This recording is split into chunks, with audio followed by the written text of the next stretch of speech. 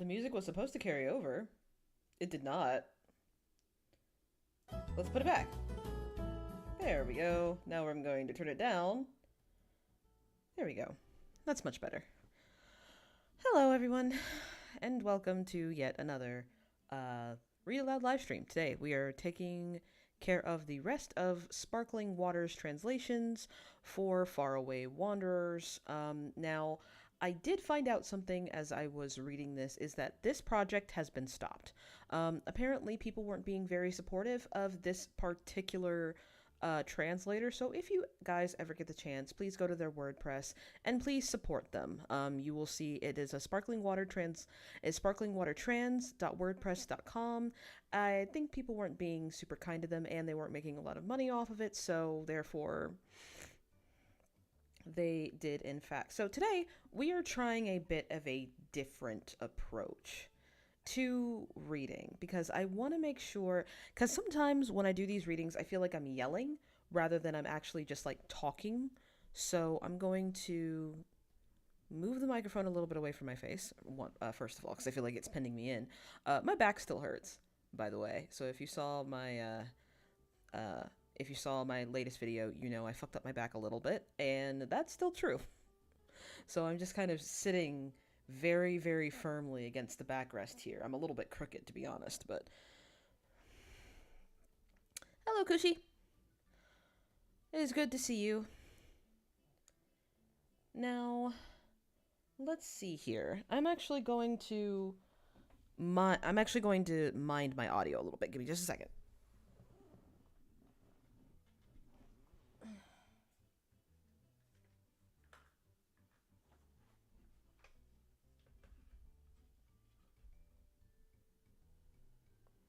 There we go. I just had to adjust the gain on my microphone. And now you might be hearing a lot more, like, ambient noise, but now you'll be able to hear me a little bit better, and I feel like I don't have to yell.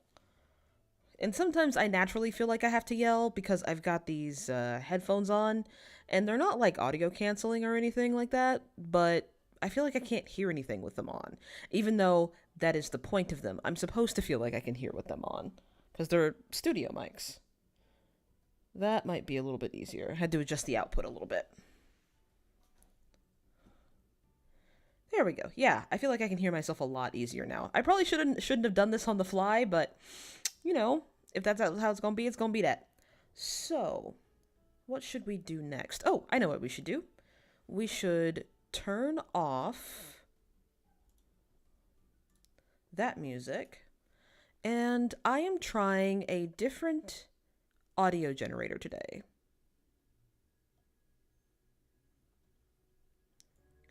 Why don't you go ahead and tell me if you can hear that, Kushi?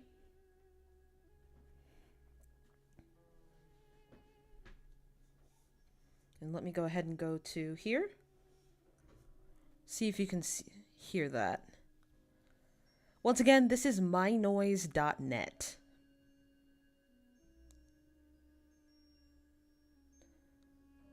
And this sound you can't get without paying for the service, so... my doctrine for that is typically, if you use it more than once a week, pay for it, or at least donate. You can't hear it at all? Okay. Let's try that.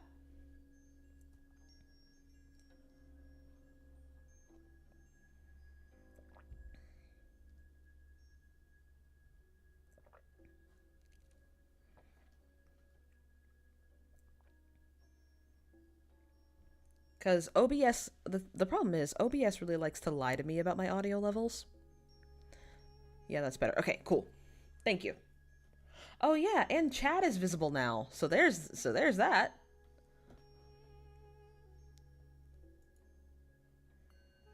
Okay, so Sparkling Waters translations has only chapter 30, up to chapter 30 on their WordPress today. To this point. I believe, once again, they weren't necessarily getting a lot of support, and people weren't being super nice to them, and as far as I know, COVID was not super kind to them. So if you ever find a way to support them, please do. Once again, this is sparklingwatertrans.wordpress.com. But here we go. I've basically got everything lined up. And once again, I'm going to try a sort of different approach to this. Instead of reading in the voice I normally do, yeah, I know that it's really disappointing. Yeah, they were at least kind enough to give the Google Docs. So I'll probably be reading off of those, or I'll just be reading the Wattpad translation.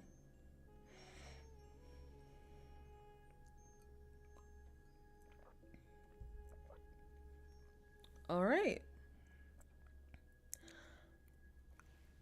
So once again, I apologize if I pronounce any of these names wrong, because you know how these books are. They start throwing a whole bunch of names at you, and it gets very confusing. So, Chapter 25, Bai. Yeah, I have those in my drive too. Oh, cool. Chapter 25, Bai. Wen Kexing was way more interested in the other man than this currently being hanged ghost. So, when the former left, he immediately followed. But his steps halted, as the man who was just standing there a few minutes ago had vanished without a trace. Wen Kexing scanned through the big crowd. Zhou Zhishu was like a drop of water in a big ocean. The moment one lost sight of him, his existence would be impossible to be detected. Wen Kexing felt a sense of bewilderment. His eyes narrowed. He scanned the crowd again in concentration, unable to accept defeat. But the other man had really just up and disappeared in front of him like that.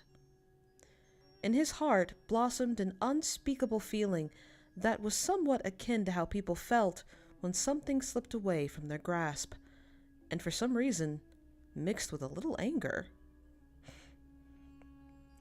And, for some unknown reasons, mixed with a little anger. Even if Wen Kexing successfully cracked the mystery that was his identity and inner thoughts, the man could just disappear any time he wanted. He, the one who managed to escape the labyrinth that was Tian Chuang's, was the most slippery eel one could find on Earth. Leaving Wen Kexing behind, Zhou Zhishu visited a counting house. Trying not to sneeze. In the Dongting area, or perhaps in the entirety of Jiangnan, there was a famously modest counting house called the Ping An House. It was a fairly successful business, but never drew too much attention to itself or planned on expanding to other regions. It seemed like the owner had no big ambitions and was contented to operate in this prosperous land. Oh, we know the Ping An House. Looking up at the house's signboard, Zhou Zhishu went inside. A voice rang out. "Welcome! Do you want to exchange banknotes or—" Zhou Zhishu went past the assistant to reach the shopkeeper himself. He spoke softly, with a faint smile. "I want to ask Sir Song for a favor. Could you contact your supervisor for me?" The shopkeeper startled, lifting his head to examine Zhou Zhishu. After a good while, he spoke cautiously. "And you are?" Zhou Zhishu lowered his voice even further. "I'm an old acquaintance of your Lord Seventh, last name Zhou." The man's expressions changed immediately upon hearing Lord Seventh from him and became more serious. He took a few steps forward and guided him to sit down himself. He stood beside him and said in a respectful tone while telling the assistant to serve him tea, Of course. I shall contact Sir Song immediately, although I'm not sure if he's still in Dongting right now. Is it all right for you to wait for a few days?" Zhou Zhishu nodded. "No need to hurry, and you should sit down too," he said. He asked the shopkeeper in a very gracious way, but the man kept frantically waving his hands in denial. He asked, "Sir Joe, about your business with my superior.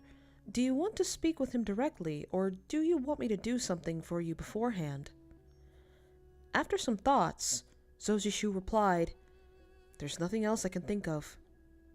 But have you ever heard of a thing called the lapis armor?" That took the man by surprise. "This, I did know a bit. Are you talking about the lapis armor that is made of the 5 broken pieces of lapis lazuli?" Zozishu nodded. "Yes." The shopkeeper fell into deep thought. After a while, he took out a piece of paper and wrote "lapis armor" on it. "I'm afraid my knowledge will not be sufficient. I hope you don't mind waiting for another few days, as I think I do have some ways to dig up more information." Zozishu examined the man. He looked like he could be anything from 30 to 40. Clever face, spoke slowly and carefully, with definite consideration in each word. That fox clearly thought, "Thank you for subscribing." Clearly taught his folks well. Once he had no idea how much power and influence his old friend had after he left the capital. But after seeing this, he was certain it would not be merely contained in these simple court counting houses. A cup of tea later, he left. Who would have ever thought that the former leader of Tian Chuang now had to rely on others for intel? Being very accommodating, yeah. Or to ask for that person's help just to protect the life that Zhang Chengling bred. Though, it was also worth noting that Zozishu had no idea why he was helping him when they were just strangers. How did the kid's life concern him anyway? A fool's errand. That was what.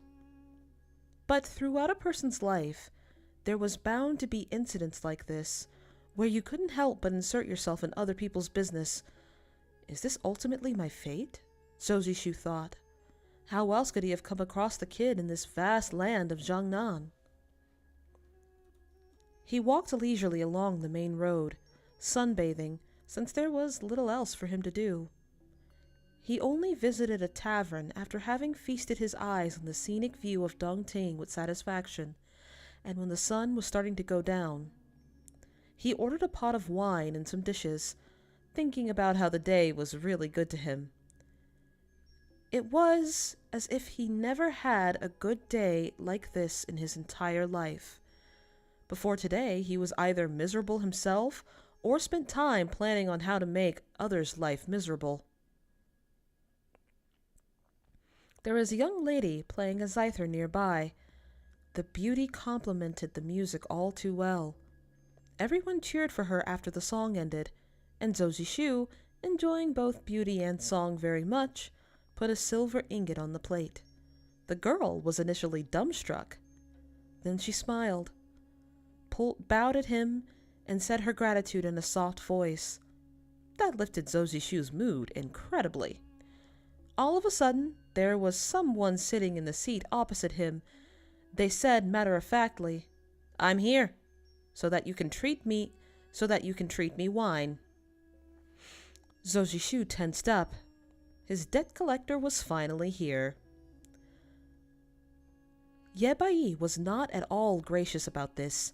To him, he was already lowering his standards to stand these vulgar indulgences like food and wine, so it was natural for the other person to greet him with trepidation.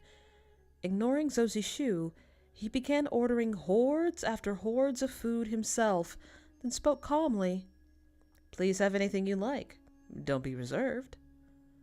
Zozishu gave him an odd look. How were you seeing any ounce of reservation in me? He was starting to suspect that this person was here to deliberately trick him. The amount of food he ordered could very well feed 2 pigs and not 2 humans. Seeing that he wanted to order no more, Yebai suddenly realized, "Oh right, you're injured, so you don't have an appetite for all of this. but my advice is that you should eat as much as you can, seeing that you don't have much time left. The odd look in Zozishu's eyes intensified. If this man wasn't Monk Gu's disciple, he could have made a great career out of being Sorry, I read that and it made me laugh. He could have made a great career out of being other people's punching bag. And at that moment, another figure walked up to the table, ostensibly. Oh, that is ostensibly and ostentatiously are two different words.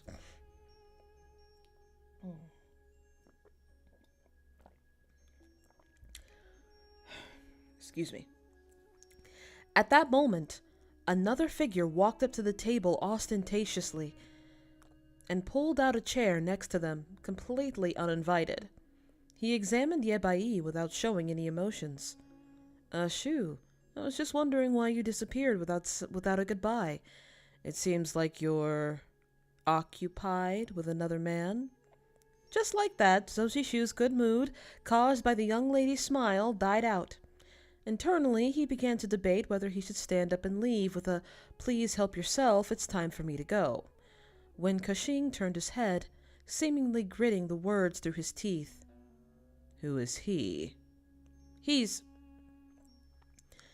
was about to say that the man was an acquaintance he met by chance, but mysteriously, words failed him and he felt strange.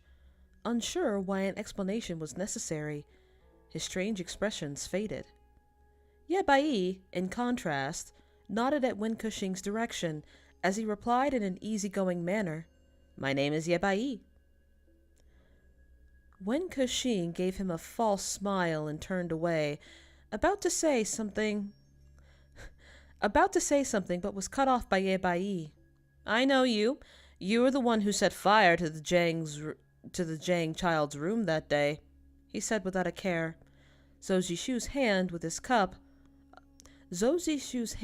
cup of wine froze in midair, and Wen Cushing's smiling expression vanished.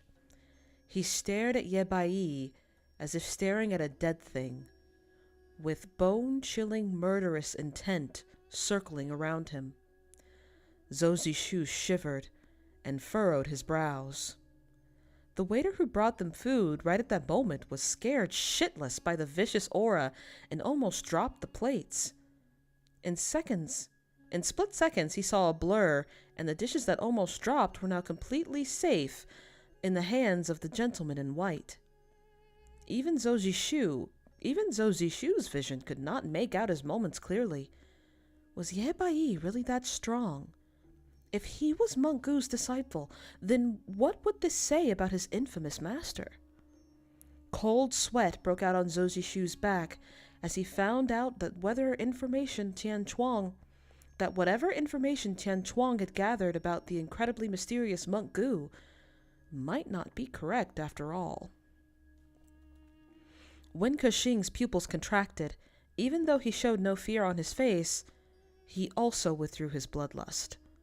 He examined the white-clothed man. This person was only 26?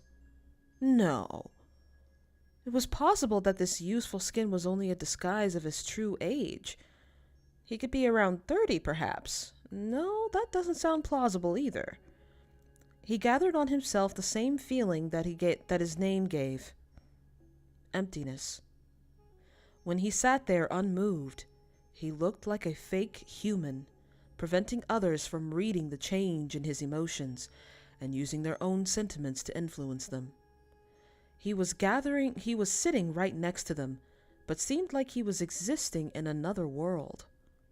Yebai paid no mind to how strong of a reaction he had drawn from both of them and buried himself under all the food. With each new plate, Zozishu's and Wen Cushing's expressions continued to twist. This disciple of Monk Gu had an endless stomach. He stuffed food into his mouth at lightning speed, and even though his movements weren't boorish, And even then, his movements weren't boorish. I see sometimes in this translation, they're not using the right words. Like, it's mostly accurate. And they make sense, but it's not the right word.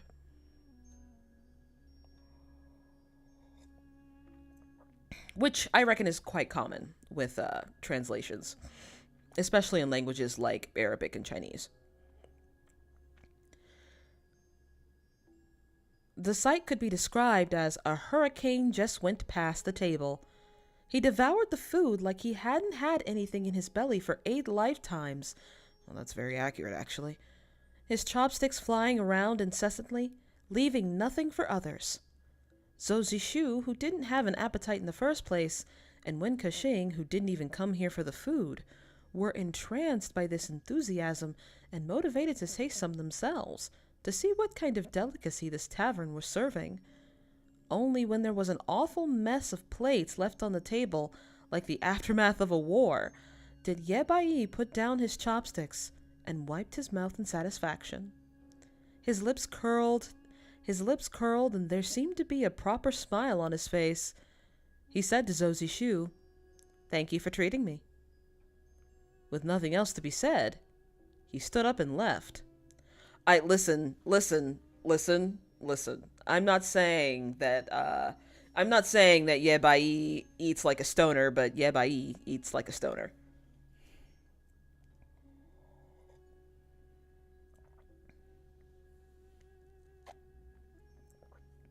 Let me know if you can hear my voice over the music. OBS tells me that you can, but I don't trust OBS anymore because they screwed me over my last 4 videos, so...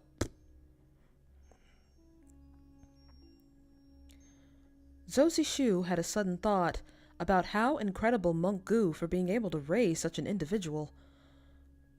About how incredible Monk Gu was for being able to raise such an individual. When Kexing abruptly spoke up, "What he just said. I didn't want to." He stopped, a little spaced out, unsure of why he was saying this, and his chest seemed to tighten. After quickly glancing at Zhou Zishu, looking down and smiling in self-mockery, he returned to his usual self. "That's Monk Gu's disciple. I see he's more like a locust dressed in white." Zhou Zishu lifted his wine pot and poured himself the last drops. He didn't mention the fire. He knew without a doubt that if Wen Kexing ever wanted to kill Zhang Chengling, it would be as easy to him as crushing an ant. There was no need to create a whole commotion with fire and choose the moment one was absent to execute it. It was not a case of malice, but rather a warning. The problem was, how did Ye Bai know this? Although there was a whole other matter he was reminded of. Zhou Zishu searched his chest pocket, expressions changing comically. He looked up. "About this, do you bring enough silver?"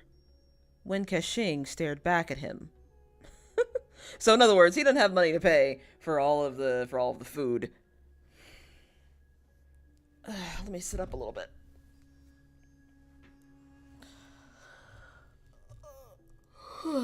Open up that chest cavity.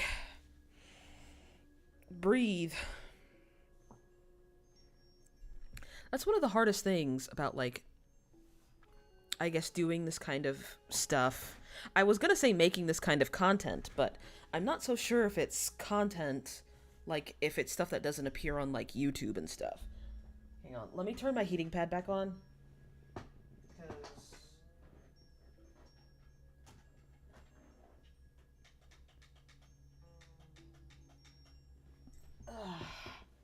Hello, Yulia.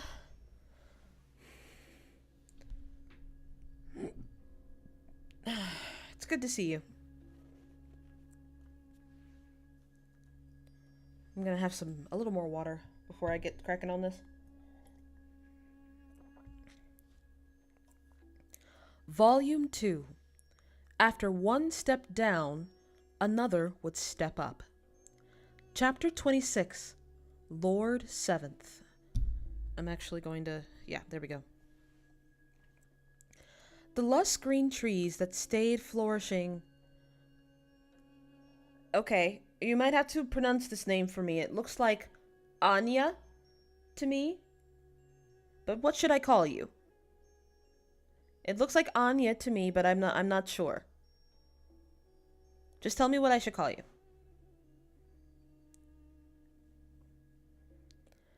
The lush green trees that stayed flourishing year... oh, crap. Chapter 26. Lord 7th. The lush green of trees that stayed flourishing year round. The bright prosperity. The birds that passed by. The ranges of mountains extended up and down uninterrupted, like a curve of a beauty's back. This place was This place was South Xinjiang.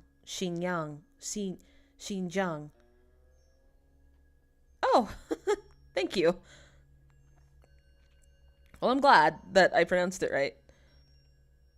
I have a very complicated name, so it's very important to me that I get people's names correct.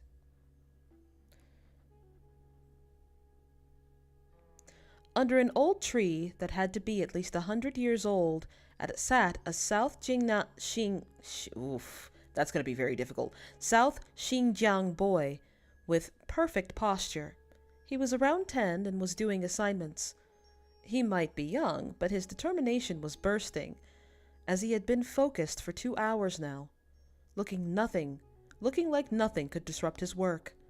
Next to the table was a deck chair, arranged horizontally, and on it was a man resting with his eyes closed. He was dressed in robes like someone from the Central Land, and between his thighs was an open book. At the man's feet was a small sable. He, being ignored by everyone, chased its own tail in boredom. At that moment, a warrior walked to them, letter in hand. Seeing the sight before him, his steps got quieter, and he waited by the side in silence. The man on the deck chair opened his eyes. He looked halfway over 20, his long, narrow eyes carrying a hint of amusement. When he looked around, he was truly an exceptional beauty. The small sable nimbly jumped into his embrace and climbed up his shoulders, its tail stroking his chin. The warrior presented the letter with politeness. "My lord, it is a letter from Head Butler Song." Lord 7th uttered a word in assent and opened the letter with only mild interest, but halfway through reading he abruptly sat up, the look in his eyes sobering. "Is it really him?" The small sable, upon seeing the mysterious paper in front of it, reached out its claws, but was held back by its owner by the neck and gently thrown onto the table by which the boy was sitting. Only then did he raise his head. "Who is it, father?" The man didn't answer right away. He stood up and took 2 steps forward, leisurely folding the letter while talking about something completely off topic. "Luta, do you remember what I told you last time? Do you remember what I told you last time about the principle of this world? About how division precedes unity and vice versa, like a circle?" The young man seemed to be used to his father's habit of speaking nonsense before reaching the focal point, so he played along. "You say that it's simply like how after sitting for a long time one has to stand up, and when they can't stand anymore they sit down again. There is no philosophy to it.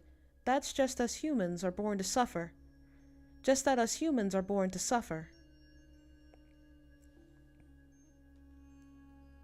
A satisfied smile appeared on the man's face, and he said to the dazed South Xinjiang warrior, "Xinlai, go find your great shaman for me and ask him if he thinks what I said is reasonable." Xinglai's face was of pure confusion. "Huh?" The man was about to say something when they heard a small laugh in a gentle voice.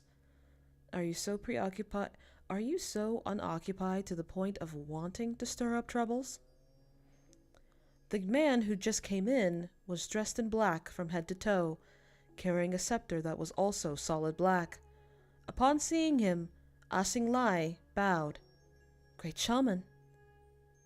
The shaman muttered a word of acknowledgement and gestured at him. Go do your work, Beiwan. Don't always make fun of good-natured people. The man named Beiwan gave him the folded letter while still smiling. Guess who graced our shop with their holy presence?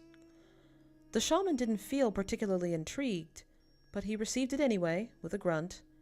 As long as it's not the Emperor of Da Qing... Lord Zhou?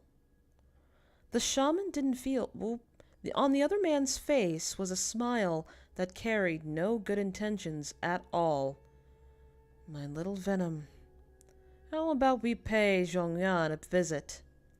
Zhongyuan... Jeez, a lot of names are being thrown at me. Zhongyuan a visit. Since our old friend has asked for help, isn't it natural that we should put our lives on the line for him if possible? The shaman looked in the other man's mischievous face without saying anything, but internally he knew the other clearly just wanted to watch the chaos happen while helping his friend. Zhou Zishu, not knowing he had signed his face for Thank you for the subscription?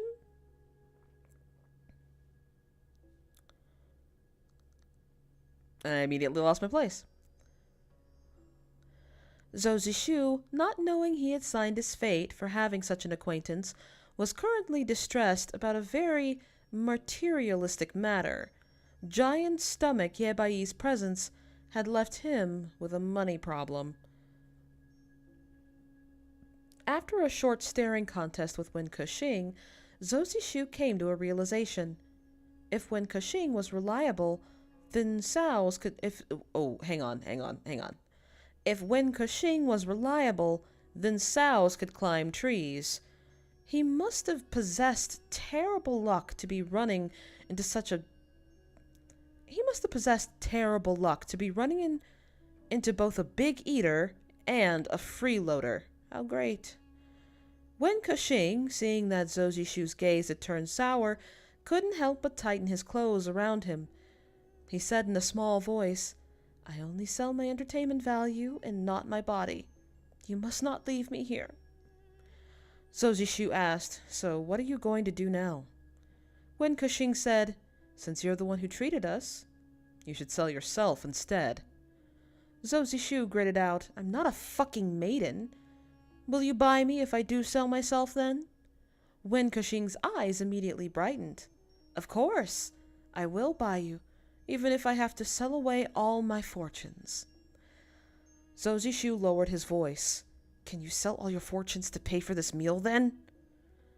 After a stretch of silence, Wen Kexing finally replied, Ashu, how about we just run?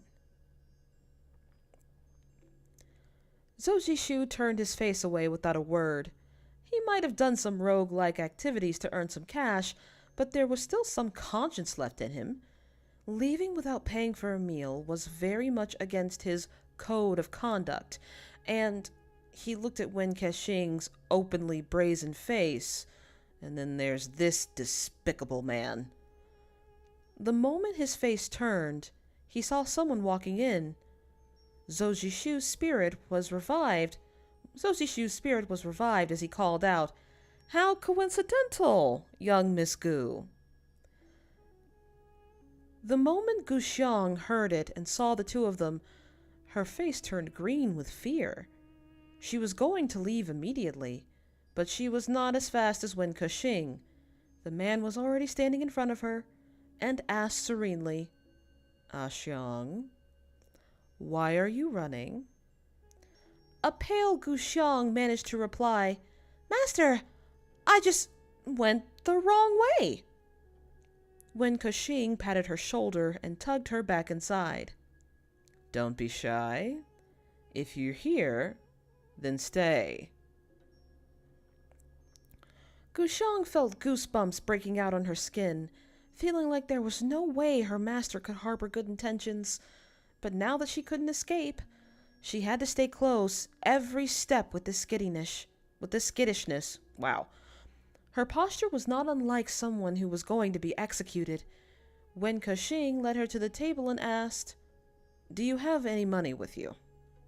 Immediately, Guxiang pulled out all she had, from silver crumbles to paper cash and gold ingots. Only now did Wen Kexing nod in contentment and shout, with the confidence of a loaded man, "Show us the bill."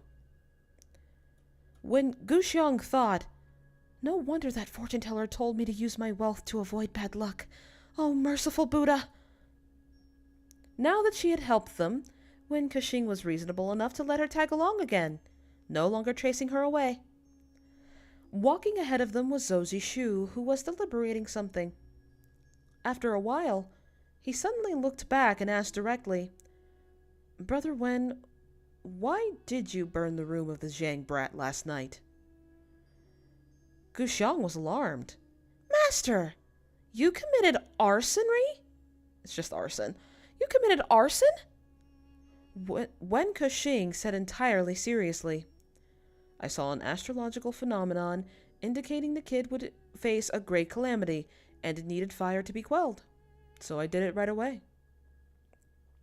In the middle of his talk, he saw Zoji Shu and Guxiang's disdainful faces, so he added, "Acts done out of goodwill don't need to be said out loud. Don't look at me with such adoration." Guxiang said, "Master, can you see my fate in the stars too?" When Kexing replied, "There will be a great disaster happening to you if you don't shut up for a day." As expected, Guxiang didn't open her mouth again. They returned to the place where the execution happened during the day. Most of the crowd had dispersed, and the ghost was nowhere to be found. It was said that his martial arts skills were crippled completely, and a chain was pierced through his shoulder blades to keep him in place. They arrived when Xiao Wenning, accompanied by Zheng Chengling, was looking for them. "Brother Zhou, young Brother Zhang told me that you were his master." He suddenly stopped talking to gape at Guxiang, who was standing behind Wen Kexing, his mouth wide open. Guxiang blinked a few times for no reason, while Xiao Wenning kept staring at her stupidly. Next to him, Zoji Shu cleared his voice. Xiao Wenning pulled out of the daze and blushed deeply, muttering, "My apologies. I didn't mean to be rude. Really, just—" Guxiang, unsure of what to make about that, felt this young man was not quite right in the head. She saw Xiao Wenning abruptly take a few steps back while speaking with the smallest voice possible. "My last name is Xiao. First name Wenning, from Tai Hung, belonging to Wei line of the Qing Feng sword sect. My master is Qing Feng's patriarch, Mo Huayang." After judging him once, Guxiang asked Wen Kexing, "Master, what's wrong with him?" Shattered on the ground before he could announce his entire family tree were Wen Kexing's pure, juvenile feelings that had just blossomed. Oh, wow. Ah.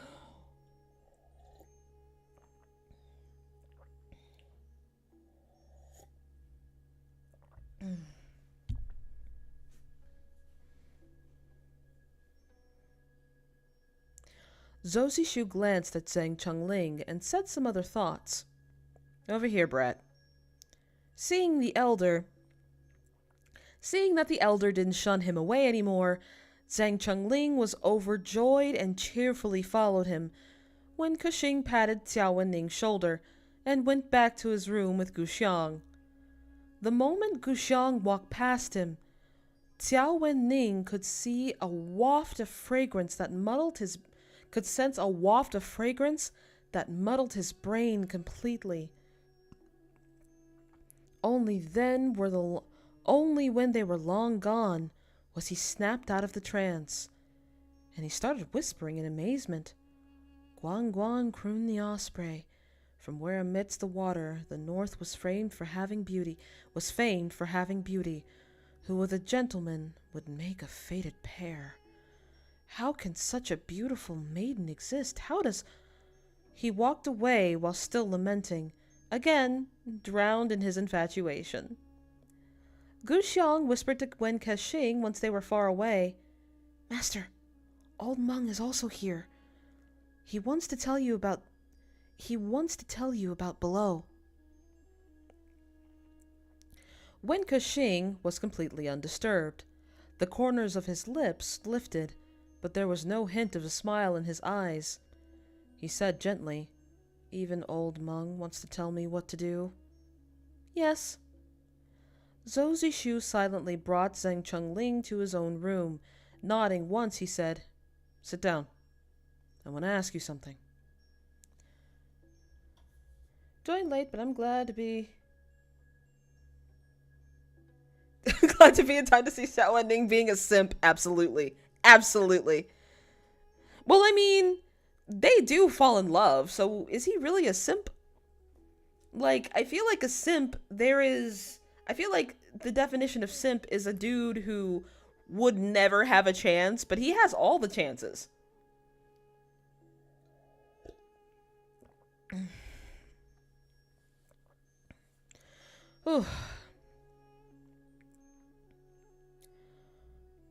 Zheng Chengling sat, perfectly well behaved. "What do you want to know, Shifu?" Zhou Zishu mused before asking, "Did the man with the mark of a hand on his face, who you met that day, ask about whether you had come across a man with a finger missing?" Zheng Chengling nodded. Zhou Zishu asked again, "So, have you met him?" Zheng Chengling shook his head. "Shifu, who is that man?"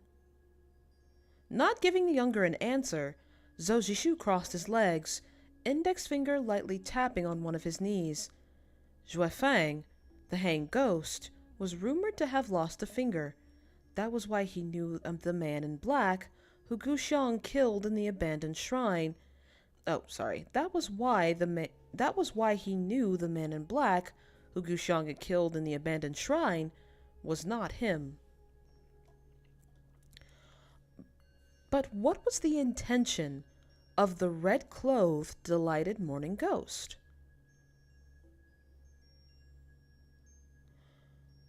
After a while, he spoke with an unusual seriousness.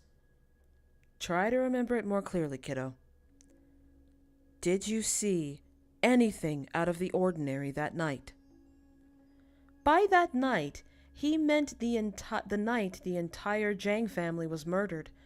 Zhang Chengling's breath quickened, and Zhou Zishu softened his voice even further. "Don't rush things. Just think it over carefully.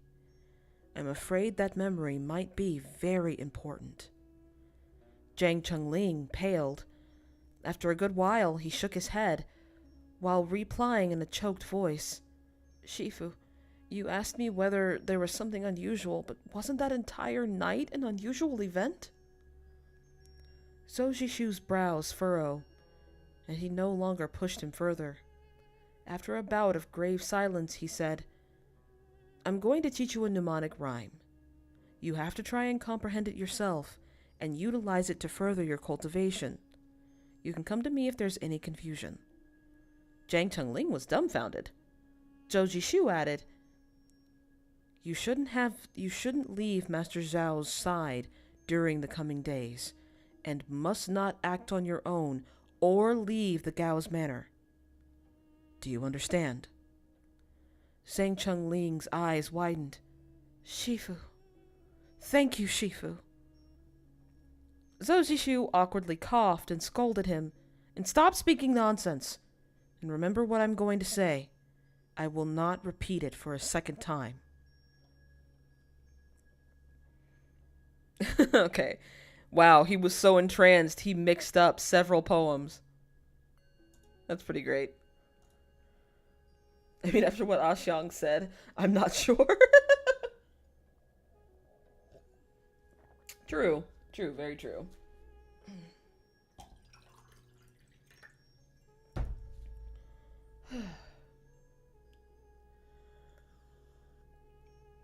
Warning for graphic depiction of violence, more so than the usual. Huh. I wonder. I wonder if anything gave that away. I wonder if anything gave that away. Well, hopefully I don't get demonetized for this. Well, actually, no. I am not even monetized. So, hopefully I don't get blocked. Banned. There's again. No, hopefully I don't get banned. Shit, that'd be bad.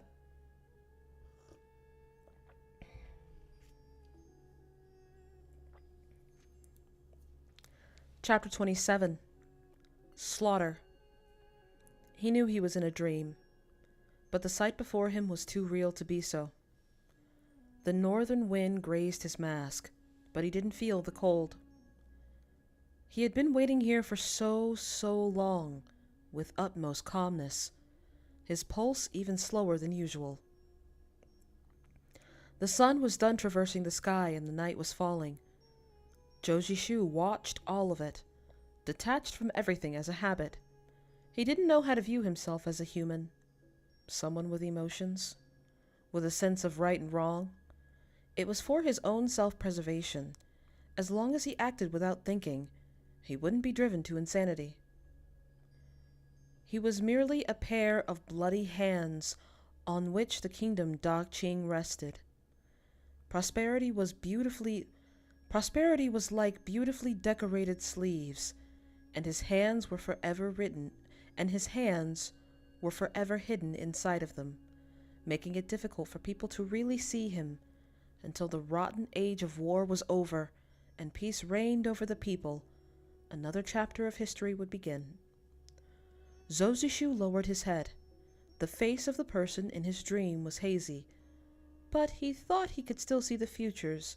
He thought he could still see the features that belonged to a little girl. She was held in the nanny's arms like an innocent, helpless lamb, while her protector never strayed from her task, with desperate expression on her face. The young girl looked up and said in a tiny voice, "My father is a good person. My big brother is also a good person. I am also a good person. We're all good people. You shouldn't kill us." He remembered. During the reign of the late emperor, to deal with a killing blow to the second prince, Tian Chuang was ordered to assassinate the entire family of court official Sir Jiang Zheng. Poor Jiang Zheng. Oof. I apologize, that was awful.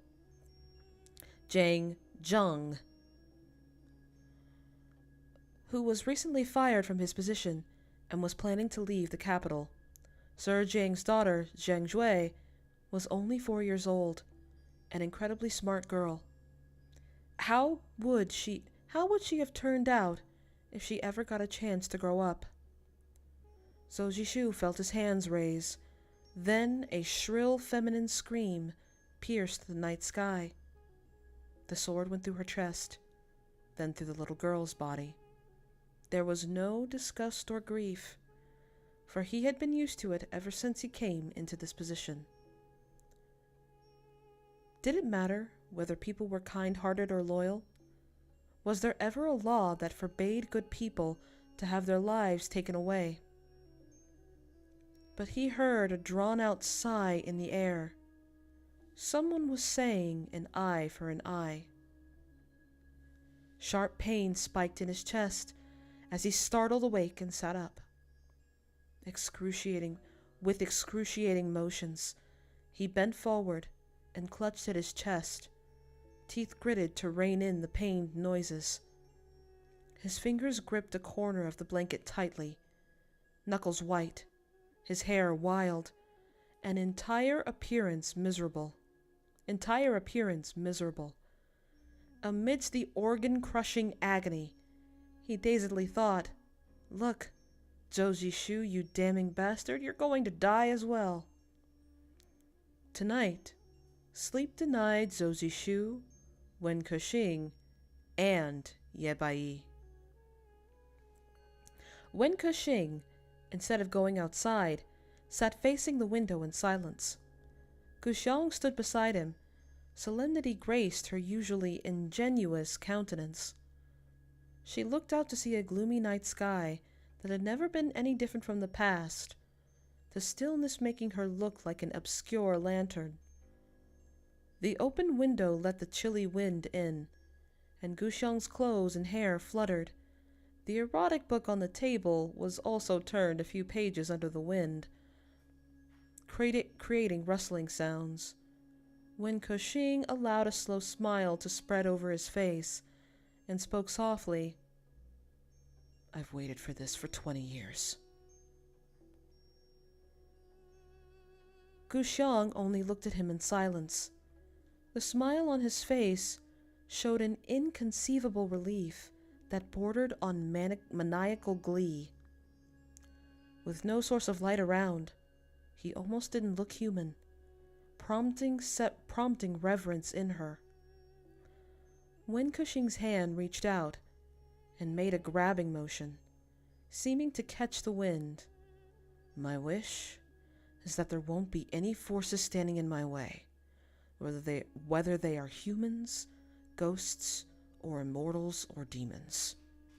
I want the world to be rid of them, and they will be thrown back into hell where they belong." In his other hand was a piece of paper. Guxiang's gaze stopped at that yellowed slip, on which the face of a ghost was scrawled messily. It looked like the work of a child. Wen Kexing stood up and lit a candle, hovering the paper above it until it was burned to ashes. His expression was of pure worship. Ye Bai slept until he was jerked out of his dream for an unknown reason. There was a distinct lack of disorientation in his eyes that should be typical of someone who had just woken up. He remained in bed facing up, hands slowly lifting the large pendant on his neck to view it. Taking a closer look, one could see that the jewel was expertly crafted and was an exact miniature of... I added a couple of syllables to that. Was an exact miniature of the realm's command. Ye Bai closed his eyes, muttering, "Chongqing, I always have a bad feeling about this. Why aren't you here anymore?" I had to use the wrong voice, but it's fine. Would the world be so much more peaceful if the command, the Ghost Valley, the Lapis Armor, and Tian Chuang ceased to exist? The next morning, beside the sunlight, everyone was greeted with dead bodies. There were 9 in total, arranged in a circle in a location not far away from the Gao's manor. In the middle there was the word ghost, written in blood. The whole scene spread nearly 10 meters wide, blocking an entire street, and seemed to be right at the place a ghost was executed just yesterday's morning. When Zosi Shu got there, most corpses had been identified. The ghosts were fair enough to make sure every sect received equal blessing. There was one body for each 8 sects. Hang on. There was one body for each of the 8 sects, plus the Gao family.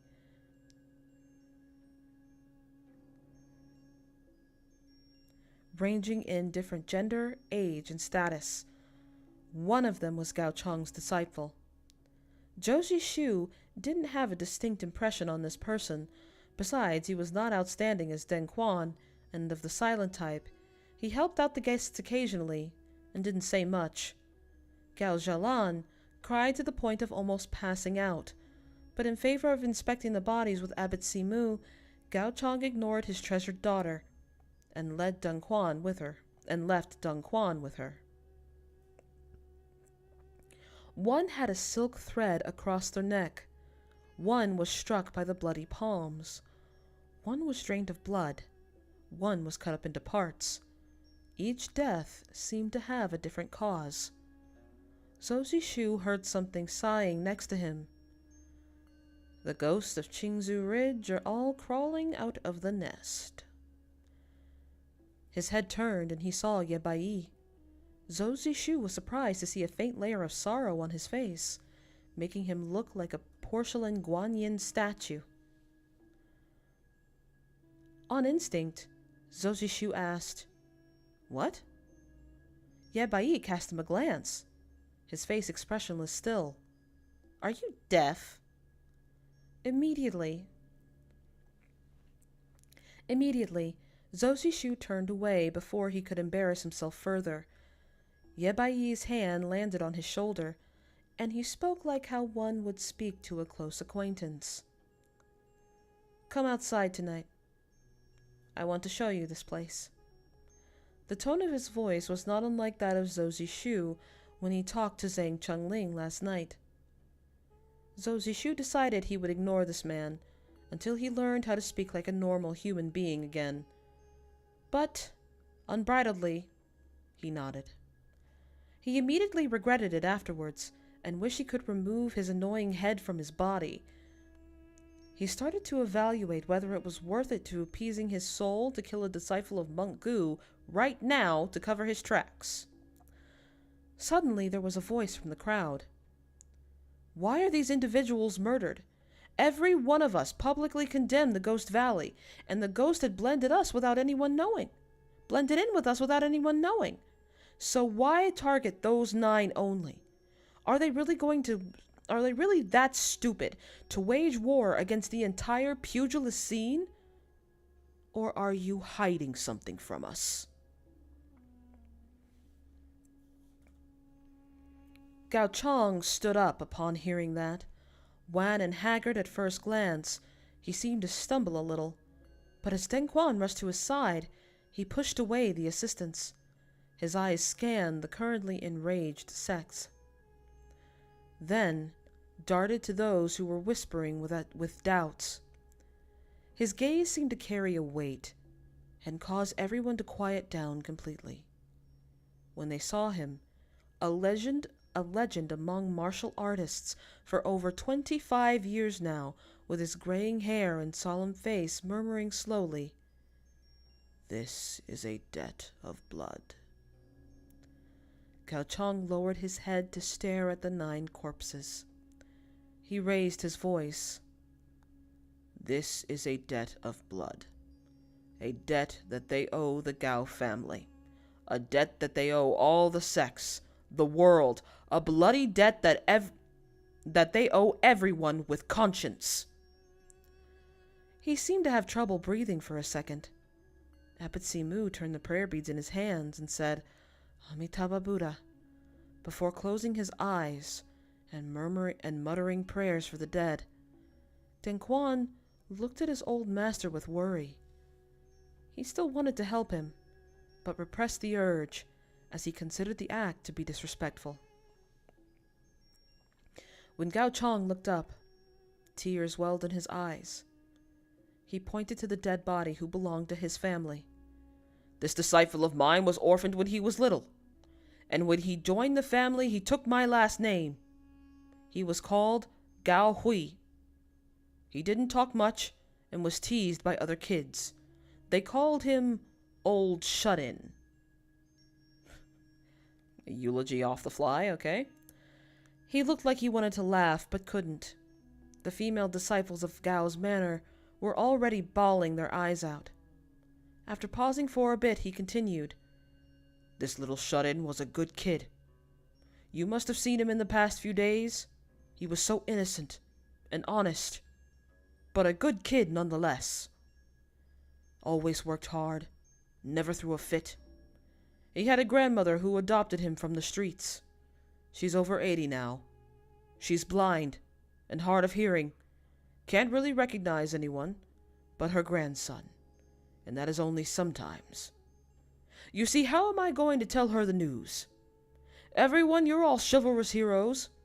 Please have mercy on me and tell her how I can, and tell me how I can tell her about this."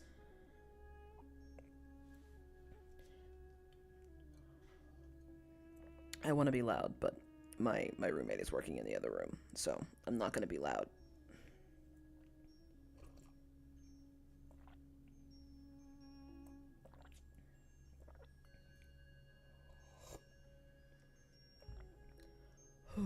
Yeah, Gao Chong is ready for every occasion. The autumn wind in Dunting rustled loudly, and dead silence spread over the scene. Gao Chong, an old, respected figure, was bowing to them with his hands in front, pleading with them. How can I tell her about this? Even a rude mouth like Feng Xiaofeng clammed up. At this point, if anyone dared utter an unnecessary syllable, they should be considered to be below an animal. Hua Qing-song, the newly appointed patriarch of Taishan's sect, was the first to speak up. Until the ghosts are exterminated, the world will not know peace. From now on, our Taishan sect is under Sir Gao's command. This is our promise. We will lay our lives on the line to avenge our former patriarch, to avenge the death of our innocent fellow disciples. After the patriarch of Taishan's sudden death, the sect was left without a leader. Hua Qing-song was only an overeager man in his 20s. Thank you for subscribing. He had no idea that once he had spoken, other big sects had no choice but to follow suit and show their stance. In the afternoon of the same day, under Gao Chong's direction, a grand funeral was held for the dead.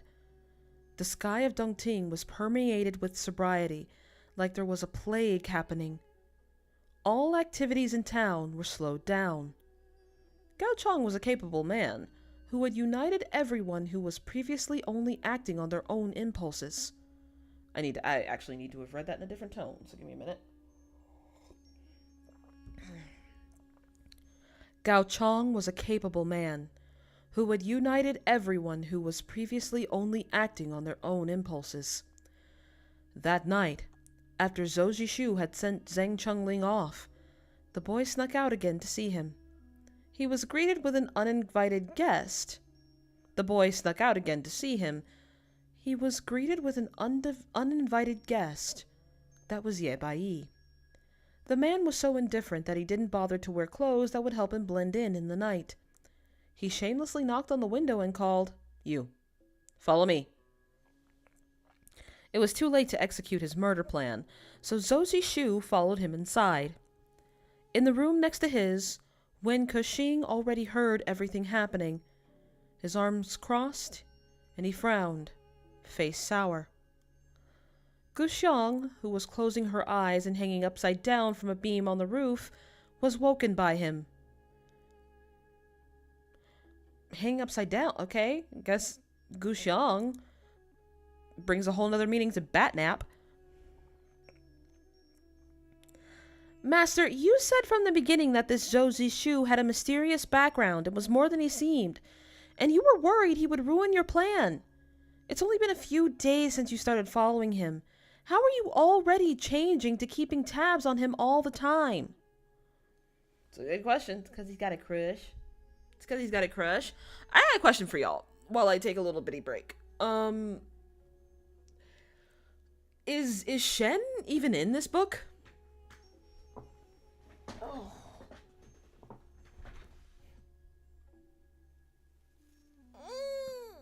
Oh, ow. Oh my gosh. Oh, that fucking hurt. Oh.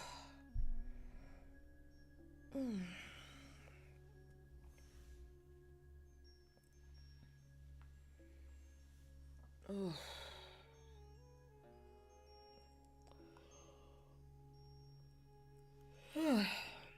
Man, oh man.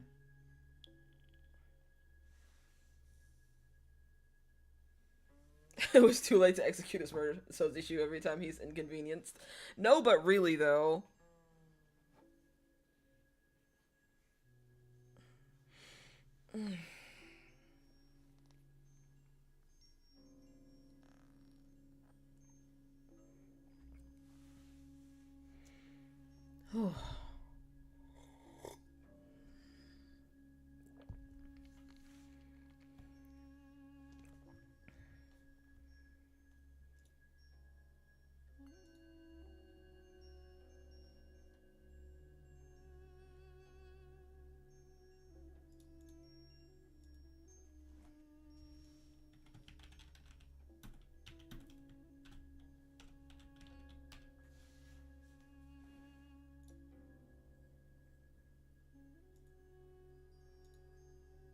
Hang on. I don't know where it went.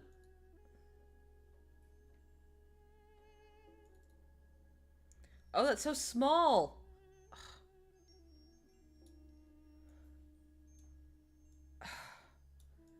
This is a bit of a...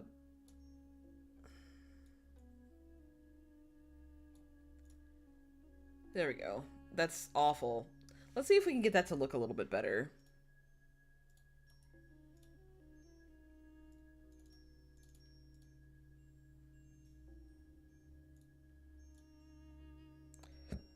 There we go. It's now better.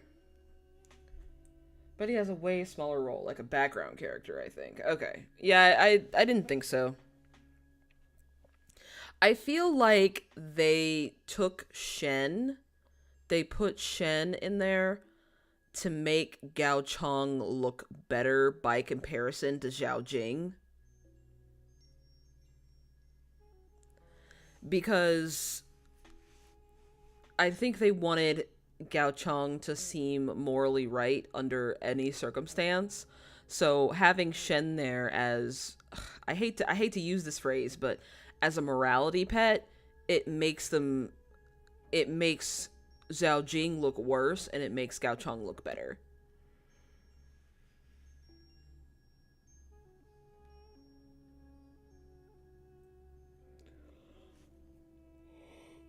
I'm gonna take an ibuprofen. Excuse me. Because my shoulder hurts really bad.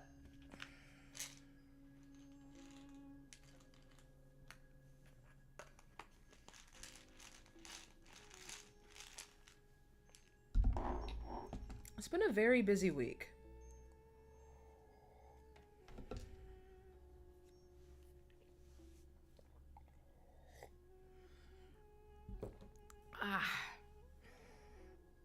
That's that Costco ibuprofen. Does a body good.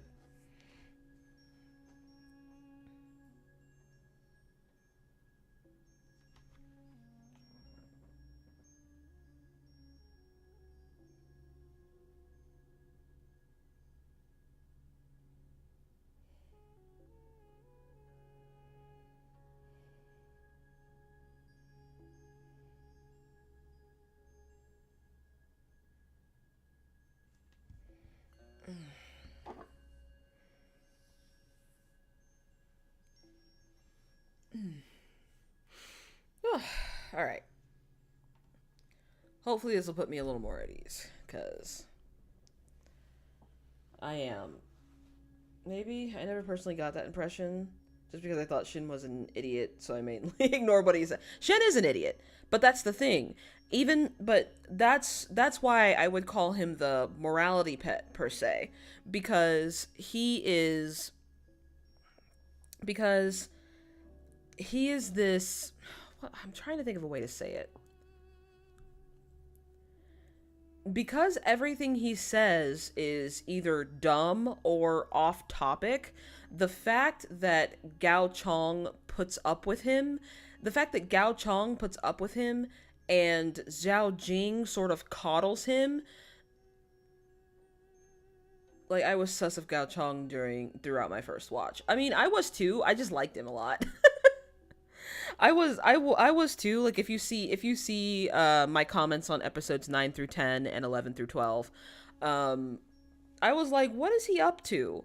But after a while I was like, nah, he was trying to absolve himself of guilt the whole time, but I also understood that he was in a very difficult position and that Zhao Jing put him in that position. Yeah, he had a lot of charisma. Definitely. I mean, he clearly has a eulogy ready for every occasion.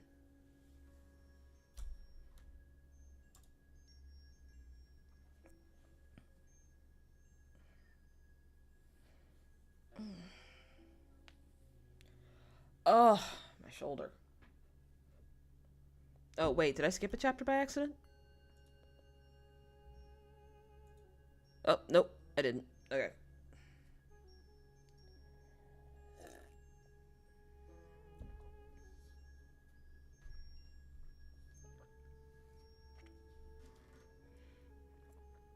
Also, I can say that Shen was definitely there to explain everything.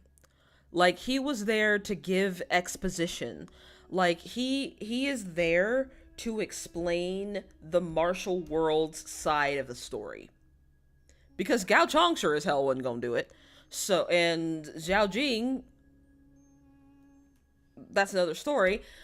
He was there to explain basically everything that they were doing. Basically, to explain. You know what I'm trying to say.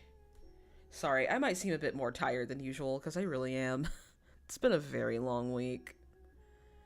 Maybe Shin was meant to, like, make the preceding events more emotional, like Gao Chong's death and Zhao Ji's scheming. He brought emotional weight to the brother. Yeah. I agree with that. He was basically there so the narrator... He was basically there because there's no narrator.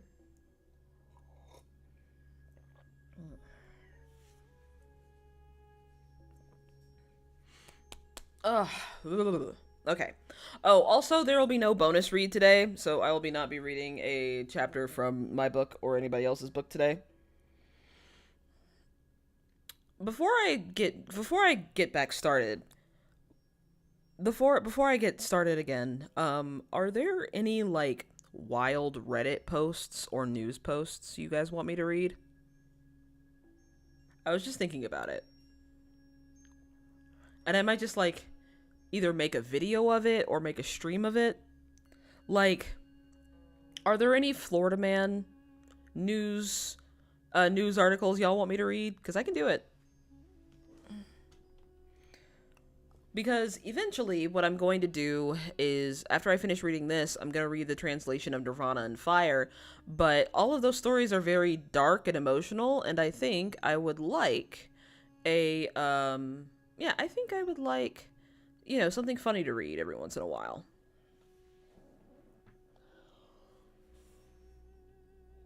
mm. Mm. Ooh, although, since it's so warm today, you know what we're getting today? My boyfriend and I are ordering some getang from the restaurant down the street. That's gonna be so good. It's Korean ginseng chicken soup.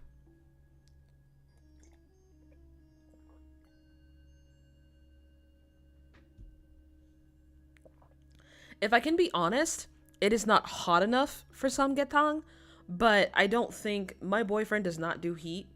He does not do hot weather. So I don't think he would ever eat it when it's super hot like you normally would eat when you're eating samgyetang. So, oh.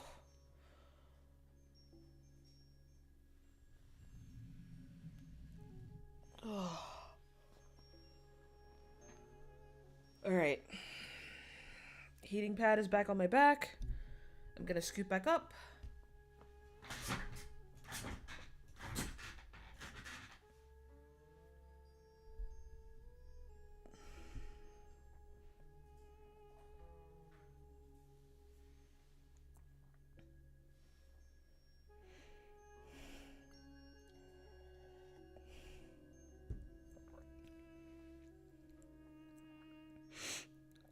Chapter 29. Monk Gu. Wen Kexing gave her a cold look, voice venomous. What makes you think you can interfere with my business? His tone was so unusually cruel, it took Gusheng by surprise.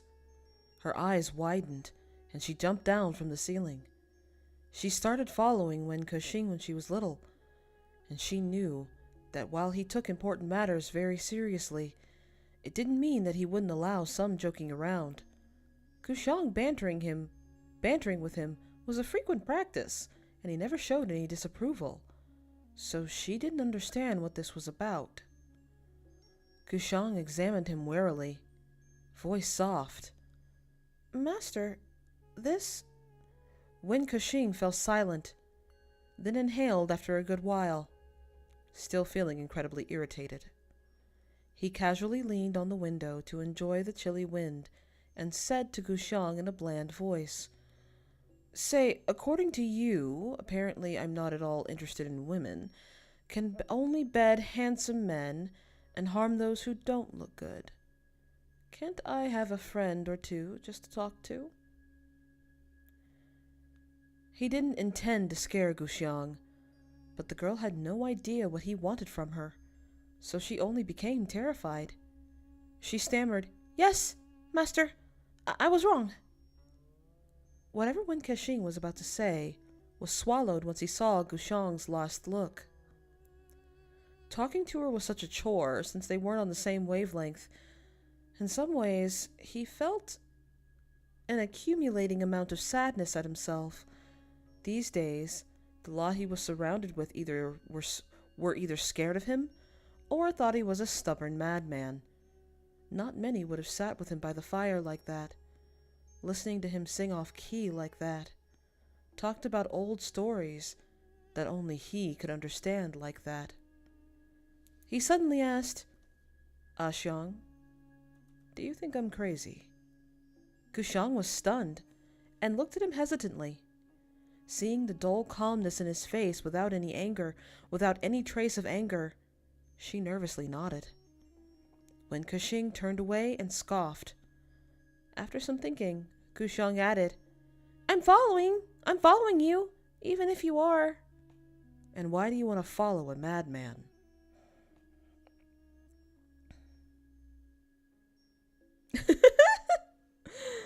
I mean, honestly, you're not wrong, Spider Duck. Guxiang tried her hardest to formulate her thoughts. Even though she was a child, she refused to even when she was a child, she refused to study, which was an even greater joy when she found no one forced her to do it. So now what she knew was very little.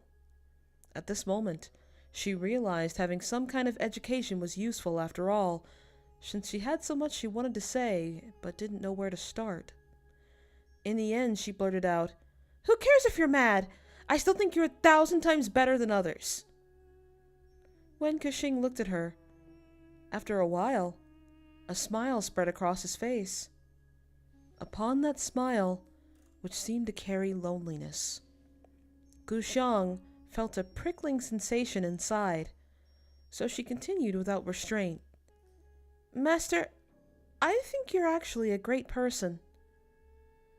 Wen Kexing laughed out loud and nodded. "Good! After all your bullshit tonight, you finally speak the human tongue again." Then he pushed open the window and jumped outside. Guxiang asked, "Master, where are you going?" Wen Kexing waved his arms. "Ye Bai isn't the trustworthy type. That pale face of his can only spell trouble. I'm going to see how the silly little Zoe is doing against that man. I'm worried about him." He disappeared before Guxiang could answer him. After coming back to her senses, she finally realized who silly little Joe was, and brightened as she murmured, "Now I finally know how it is to lie without even blinking. Silly little Joe, silly little..." It's if he's really that, then I'm the stupidest girl on earth. It was perhaps unfortunate that no one had heard her.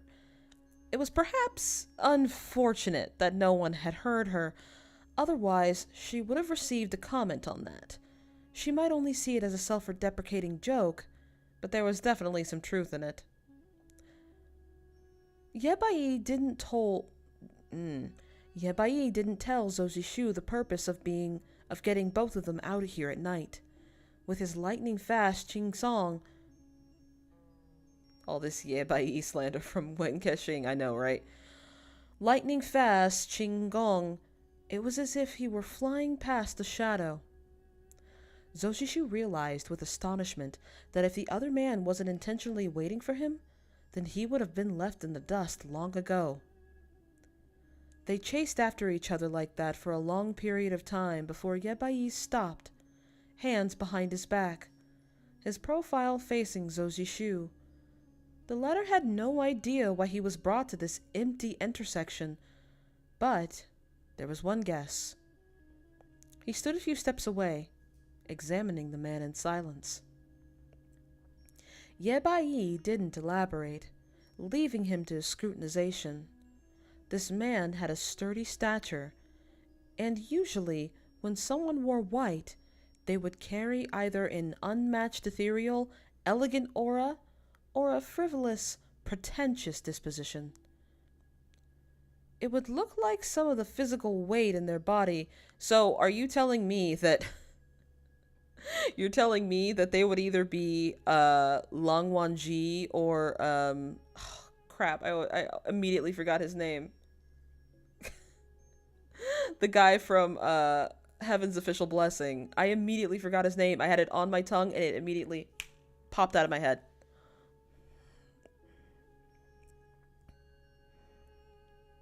Yebai didn't elaborate, leaving... It would look like some of the physical weight in their body had been shifted somewhat from an outsider's look, but this was not the case with Yebai. In the night, he looked like an ancient Buddha statue, and for some reason, Zozishu had a feeling that the man's weapon had to be a very heavy sword to complement his unwavering stance. After a long while, Yebai asked, "What have you discovered?"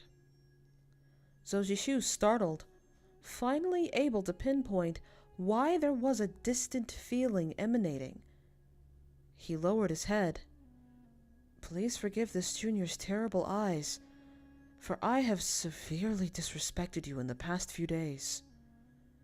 Yebai, after a bout of silence, suddenly swatted his hands at Zozishu's left shoulder in a sharp and brutal move. There was really no chance to reason with him. Zozishu, alarmed, flew a few feet away from the ground to dodge. Yebai went after him immediately, sleeves flared, intending to block... Thank you! I was gonna say Jie, and that was not it. That's a different book.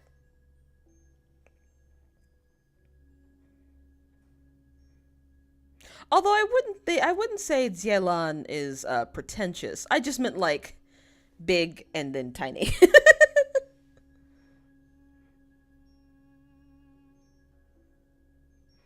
He's certainly a lot more approachable than Langwanji, if I would say so.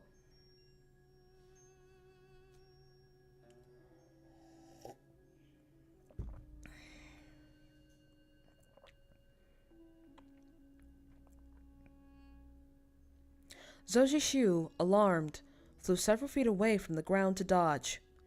Yebai went after him immediately, sleeves flared, intending to block all the important acupuncture points on his body. Zozishu had said the other's martial arts style leaned toward the hard way, and since he himself had lost half of his core strength, couldn't risk direct confrontation. He initially wanted to utilize his advanced Qigong to evade, but then he found that it was a mistake. His opponent's attack was everywhere at the same time, and he had no leverage staying midair like this. As a dire solution, he kicked at Yebai's wrists. Yebai wasn't fazed and grabbed his calf. Zozishu twisted his body and used that force to slide away and fall to the ground gently. When his feet touched the earth, his expression changed, and he spoke in a slow, deep voice. "What do you want, sir?" It's Langwanji to Yebai with Ceylon in the middle. Perfect. That's perfect. Unapproachable to unapproachable, and then to, oh, he seems nice.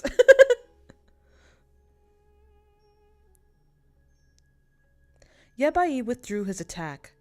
After judging him over, he said, The enchanted King song, the enchanted song, Ching Song, was once a disciple of that damned old man, being driven out of the sect for his uselessness.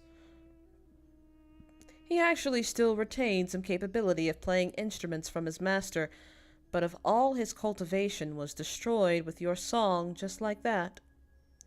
I first thought about how this world had already given birth to such dangerous offspring, but it turns out... Hey, you rascal. You use a whip sword, correct? Zozishu's eyes widened as he took half a step to the side, hands instinctively retracting into his sleeves.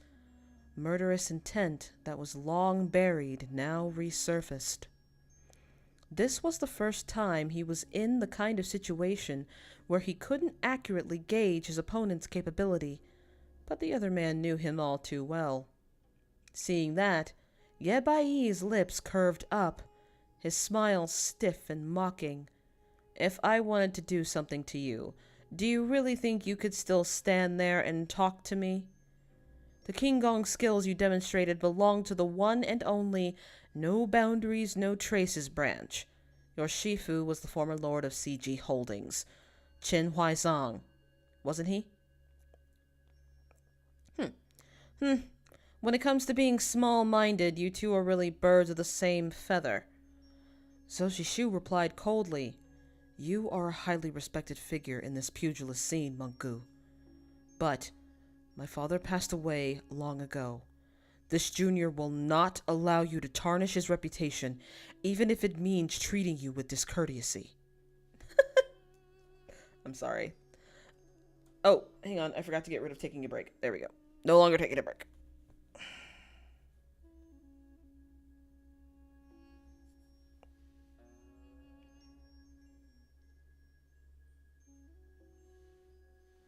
Yebai was taken aback, crying out, What? Qin Huaizong is dead!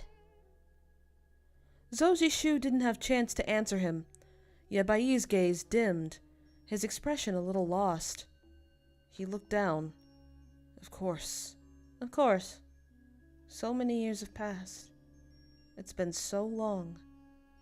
I don't know anything anymore. Things have changed.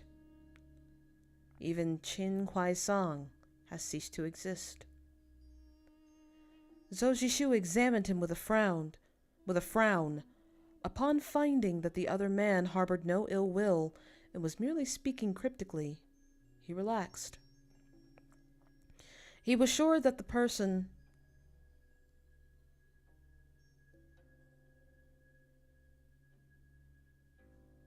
So and Zishu is the fourth. He'd match Kexing without the nails. I'm guessing the third is the Scorpion King.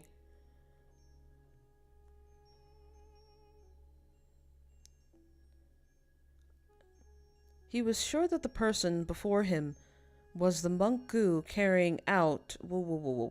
Yeah. He was sure that the person before him was the monk Gu of Mount Changming in Legends. But he had no idea how he had managed to retain his youthful look throughout the years. Maybe the rumors that he had reached immortality were true after all. Yebai held out his hand. Let me see your sword. He was met with no movement from Zozishu, his tone impatient. You think I haven't seen that thing? It was a gift from me to your Shifu way back then. No one will bother to steal it from you, so why can't I have a look? What an incompetent disciple Qin Huaizong has. That was when Zozishu was reminded that there were the words Bai carved on his sword. He once thought that it was some kind of mysterious motto, but turned out it was this man's name. His face turned sullen, and he felt incredibly uncomfortable. Involuntarily, he reached down his waist and felt around a bit before pulling out an impressive whip sword. He gave it to Yebai. Yebai cast a quick glance at the sallow, malnourished skin of his hand. He scowled, scrutinizing him while receiving the weapon, always prancing around in such disgusting getup. This is I hate this the most about you and your Shifu.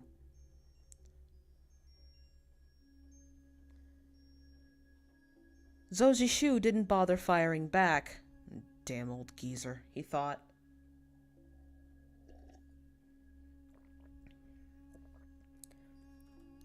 Yebai held the whip sword in his hands. The weapon, full of his core energy, began to stiffen and vibrate somewhat, making buzzing sounds. Sorrowful reminiscence flashed under Yebai's long, thin eyelashes. He looked at the Bai sword and thought, all old acquaintances were gone now. On the contrary, these objects still persevere, and are now in the hands of your successors. He gave it back to Zojishu after a long while. Zojishu spoke with no indication of his true feelings. Why did you call me out here at this hour, other than to test my background? Is there... He was cut off by Yebai's palm landing on his chest. Oh, it's Wuji who's third. Okay. Oh, okay. Wait.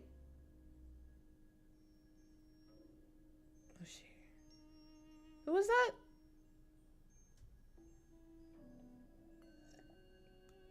That's the prince, right?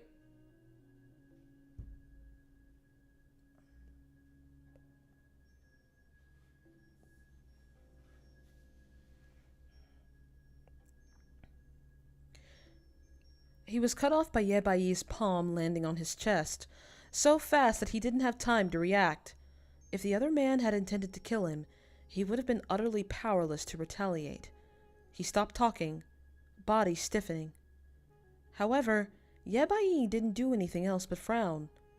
Zojishu felt a gentle stream of core power transmitting from the other's hand into him.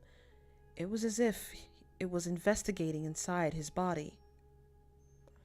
Triggering from the inside, the nail started to act up again, causing him to break out in a cold sweat. He tried to rein it in. Suddenly, the power multiplied, the small stream becoming a river, filling his half-withered meridians. Zojishu felt like the nails were further stirred by the foreign incentive. Everything went dark before his eyes as he scattered back. Oh, it's a shaman. Okay, thank you.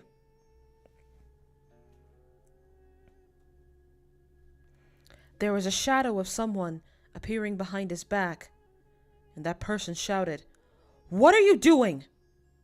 while catching Zojishu in their hold. They raised a sleeve to bat away Yebai's hand, and with an "Oh!" the man unabashedly clashed with them. Yebai came into contact with a strong demonic energy, and it startled him and gave his chest a suffocated feeling. When Kashing was even more taken aback, he just utilized the majority of his core strength in that attack, but it was met with a seemingly untraceable wall. His grip on Zojishu's waist tightened as he leaned forward to cover both the man in his arms and stabilize his footing. Then he inspected Yebai, narrowed eyes entirely devoid of cheerfulness. His gaze reminded Yebai of a viper, dreadfully chilling and firmly glued to you like a maggot gnawing away at one's bones. Okay, yeah, the shaman, who I want to say was only mentioned by name once. In the Netflix version.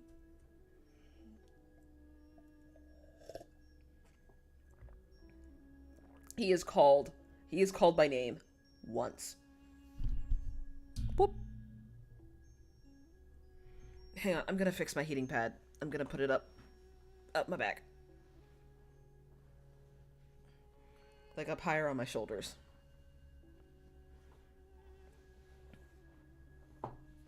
Oh. You can probably see it.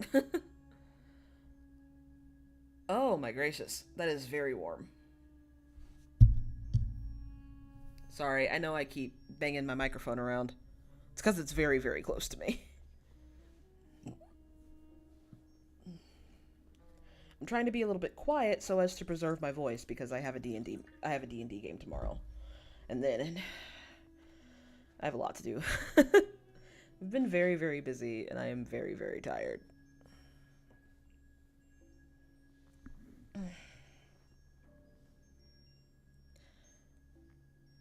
Chapter 29. Belated Regrets. Oh, this is going to be the sad chapter, isn't it? Yebai frowned slightly. His face looked even more fake than that of Zozi Shu, and that it seemed like it had been staying stiff for so long, every minuscule movement looked strange. He asked, "It's you? Who are you?" Wen Kexing smiled cruelly and asked him back, "Why don't you introduce yourself first before inquiring me? Is this how Monk Gu teaches his disciple to behave?" Zozi Shu, still leaning on Wen Kexing for support, was having a hard time standing upright. He coughed drily a few times, feeling like his throat was burning. He turned his face to one side and threw up a mouthful of blood. Seeing that, Wen Kexing's face darkened, and he scolded him. Are you stupid as well, Zoshu? Why did you not tell... Why did you let him fill you up like that when you don't even know who he is? I haven't even gotten the chance to touch you yet, was what he didn't say out loud as he glanced at Yebai. Priorities. Zoji Shu was busy trying to stabilize his breathing after his body was thrown into disarray. Okay, I'm reading too fast. Let me slow down. Zoji Shu, busy trying to stabilize his breath after his body being thrown into disarray by Yebai, heard nothing of Wen Kexing's nonsense. During the process, he glared at the man miserably. Yebai asked further, "Your kung fu is not bad. Whose disciple are you? And what's your relationship with this child?" When Kexing finally saw the strangeness in the way the other man talked, he enunciated words very slowly, like an old man. Completed with his facial expressions, he gave both an irritable and uncanny feeling. Wen Kexing was not the thoughtless type. Now that the initial emotional impulse had worn off, doubt started to bloom in his chest. Before he could answer, Zoji Shu raised his sleeves to wipe the blood from the corner of his mouth. His voice gentle. "What is your intention, Monk Gu?" Yebai replied undisturbed, "I want to see if your injuries are still salvageable." After pausing a little, he continued, "And I never said that I was Monk Gu. Don't get ahead of yourself. I do want to give the boys a little bit of leeway here. How about, Yebai, you do your inspection of Zoji Shu without punching him. Or at least ask first. Like, state your purpose, my guy. I know he's old, and he feels like he doesn't have to, but..."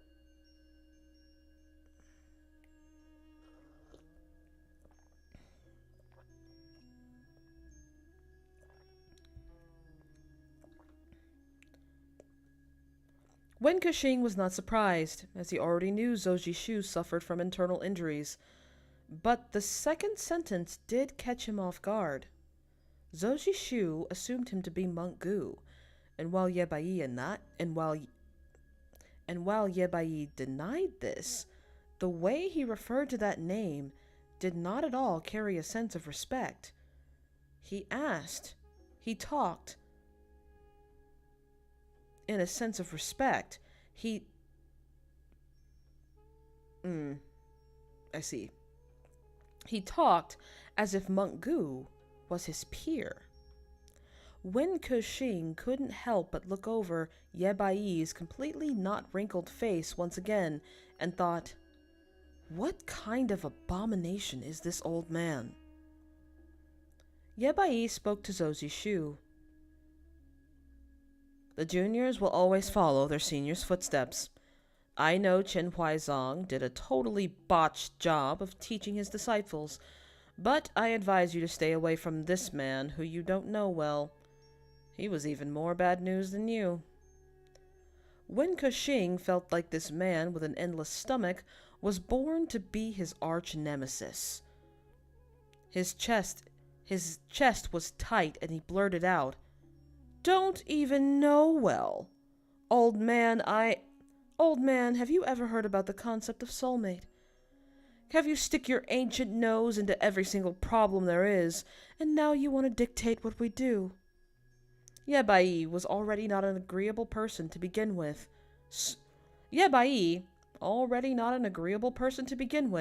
Snarled. "Are you trying to die, you brat?" Under his breath, "Ooh, okay. Well, this'll be interesting." Ye Bai, already not an agreeable person to begin with, snarled, "Are you trying to die, brat?" Under his breath, and charged at him.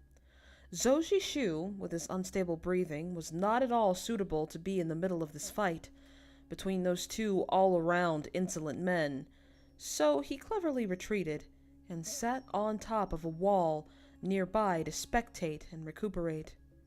During this time, when people were currently too worried about the lapis armor in Ghost Valley to be able to sleep well, no one had any idea that in this small alley, a rarely seen clash between two martial arts masters was happening. Ye Bai had denied to be Monk Gu, and Zhou Zishu was now unsure of who he actually was. But upon seeing this unprecedented level of martial arts skills, him being Monk Gu didn't seem like a stretch at all. On the other hand, Wen Kexing showed no sign that he was in the disadvantage. When Zhou Zishu took a closer look, his martial arts approach was entirely different to his father. The divine Wen Ryuyu, no, even the legendary Wen Ryuyu, it's a very hard name for an English speaker to pronounce. Ryu couldn't hold a candle to his son's level. The few moves Wen Kexing taught Zhang Tongling back then was pulled from his father's method. They gave a very neutral, balanced feel. As of right now, Zhou Zishu saw that every single move from him showed an incredible level of ruthlessness, and he was unable to discern which sect he could be from with this kind of style. This, to him, was entirely uncharted territory. It looked similar to how Gu Xiang engaged in battle, but he seemed even more experienced than the girl. All in all, it wasn't what he inherited from his parents. Zhou Zishu narrowed his eyes, his theory slowly taking form. At the same time, he didn't know how to feel about this. All the figures in the martial arts world that he couldn't identify were gathering in front of him tonight. Suddenly, he felt droplets of rainwater fall from the sky as the wind seemed to turn colder. After a few drops, a drizzle quietly arrived. Zhou Zishu tightened his outer robes around himself, stretching his legs and swinging them. He raised his voice to talk currently to the fighting men. "Hey, Sir Ye, Brother Wen, it's raining right now and I feel very cold, so how about we call this off?"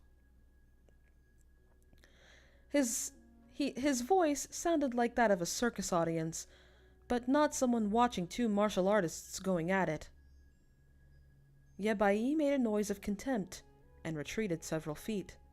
When he landed on the ground, he fixed his disheveled clothes, those eternally fluttering sleeves torn by Wen Kexing.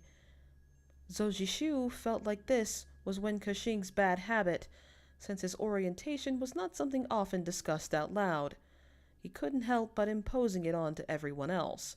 I mean, he's not wrong, though. He's not wrong, though.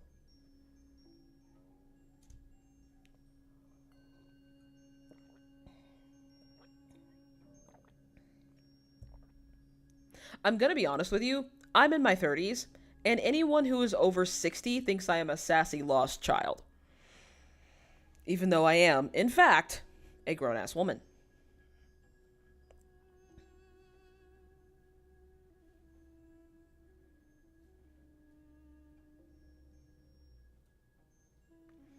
Wen Kexing was struggling a little, held his...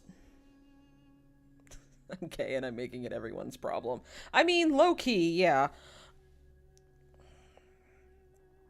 Wen Kexing was struggling a little. He held his chest and took steps backwards, feeling like his organs were turned upside down. He coughed up blood, his ribs aching after the other man's attack. He had no idea if they were still intact or not. Ye Bai stared at Wen Kexing silently.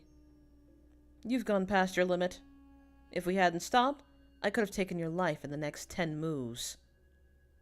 Wen Kexing's shoulders curved forward as he stood there, glaring at Ye Bai coldly. Zhou Zishu sighed. Senior Ye, as our predecessor, why must death be the only treatment you have for us? Please go back to your mountain and live your old man life. Why dwell on your worries and run to Dong Ting to mess with other people's business? Unexpectedly, those words seemed to act as a reminder for Wen Kexing. With no fear in his bones, he spoke up. You're past your prime. If you're still alive 10 years later, I'll be the one to take your life. Ye Bai looked stunned, like he'd just heard the biggest joke in the world. He immediately laughed. His stone Buddha face shifted disturbingly. Zhou Zishu worried that those stiff lines on his face might crack if he kept going. Ye Bai replied, Take my life. Good, good. No one has dared say that to me in the past 50 years. I'll surely be waiting for you. He was about to leave, but seemed to remember something. He turned to look at Zhou Zishu contemplatively, and spoke after the silence. I don't know of a way to treat your injuries. Zhou Zishu's expression remained unchanged, while amusement sparked inside him. Ye Bai sounded like he held him in high regard or something. He replied, You're not all-knowing, sir. No one expects you to have a solution in the first place. Ye Bai shook his head.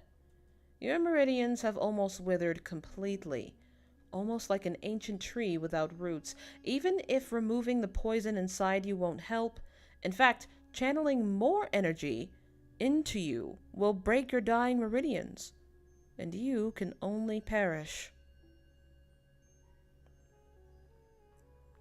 Wen Kexing staggered back in shock and gave Zhou Zishu a look of disbelief. The other man was still perching on top of the wall, completely leisurely and uncaring. Rain fell on him and left his hair soaking wet. He looked like a dim ray of light, and had Wen Kexing not witnessed what he did in the cave that one time, he would have never have realized he was someone carrying injuries. Zhou Zishu's laugh resounded in midair. So my fate is sealed then? Ye Bai nodded bluntly. Looking at him, Zhou Zishu came to the realization that since Ye Bai had holed up in the mountain for so long, aside from his endless appetite, he had lost all tactfulness. He sighed. Sir, why must you indirectly mock me like that? I have never wronged you before, so please, don't repeat that matter. It's not a nice thing to talk about. Ye Bai stared at him I'm getting sloppy. Ye Bai stared at him silently, before leaving without saying another word. Zhou Zishu had a suspicion that the man called him out here for a different matter, but he had forgotten it after the fight. He didn't remind him about it, however, and jumped down from the wall. Wen Kexing still looked at him with an unreadable expression, so he called out, "Why are you still standing there? Are you injured, or—" He couldn't continue, as Wen Kexing suddenly came closer and held his face in his cold hands. Water ran down Wen Kexing's face, and the world surrounding them was filled with the sound of rain. He was expressionless, wild hair sticking to his pale face. Eyes dark, those eyes reminded Zhou Zishu of the unconcerned look he received from Wen Kexing from the tavern when they first met. Wen Kexing started to talk. "When I was little, my mother forced me to read, and father forced me to learn how to fight. In our village, other children were allowed to play around. In our village, other children were allowed to play around.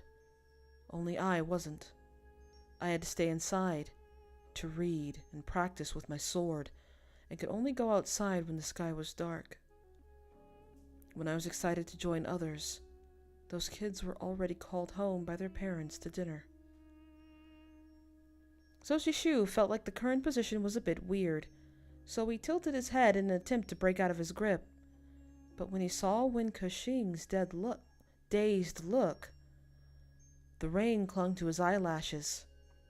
As he blinked, it ran down his cheeks, giving the illusion that he was crying. I really hated my parents back then, so I always sulked. Father told me that if I waited until I grew up to practice my skills, it would be too late. I thought, if I waited until I grew up to be able to play like a child, it would be too late too. He paused, the word late held inside his mouth, and repeated, as if he was tasting bitterness carefully. Then he wound his arms around Zhou Zishu's neck, hugging him like an aggrieved child.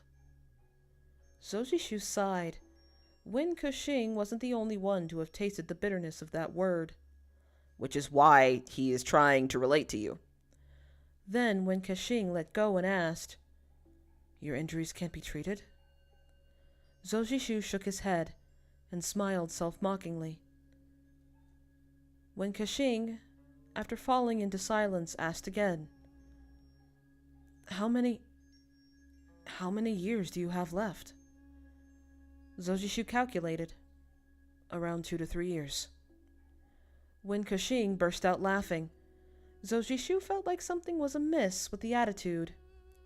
"Are you all right?" Wen Kexing shook his head. Wen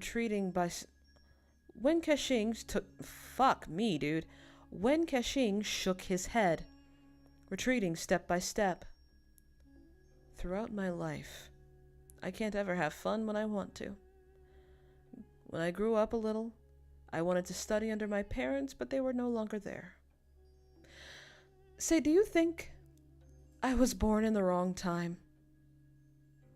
How fortunate." He stopped smiling, turned away, and left, leaving a confused Zhou Zishu behind. How fortunate that I haven't truly fallen for you. One only knew autumn when the cold rain came, parasol trees dying of old age, the suffering of the cold under a thin blanket, wasting your lifetimes away. All belated regrets in the end. Regrets that we hadn't met sooner. I love this translator note here. This is one of my favorite chapters for painful reasons.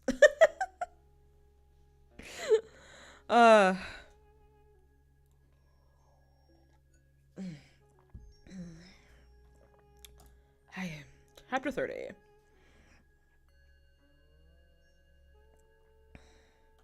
Oh, this is the chapter I read when I was making sure this translation was legit.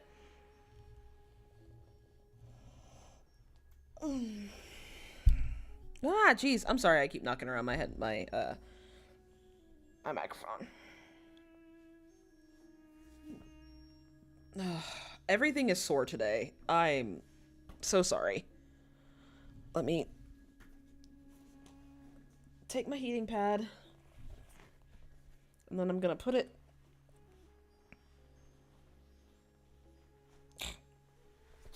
This thing is very, like, folded. It's very difficult to do anything with it. Sink down a little. There we go.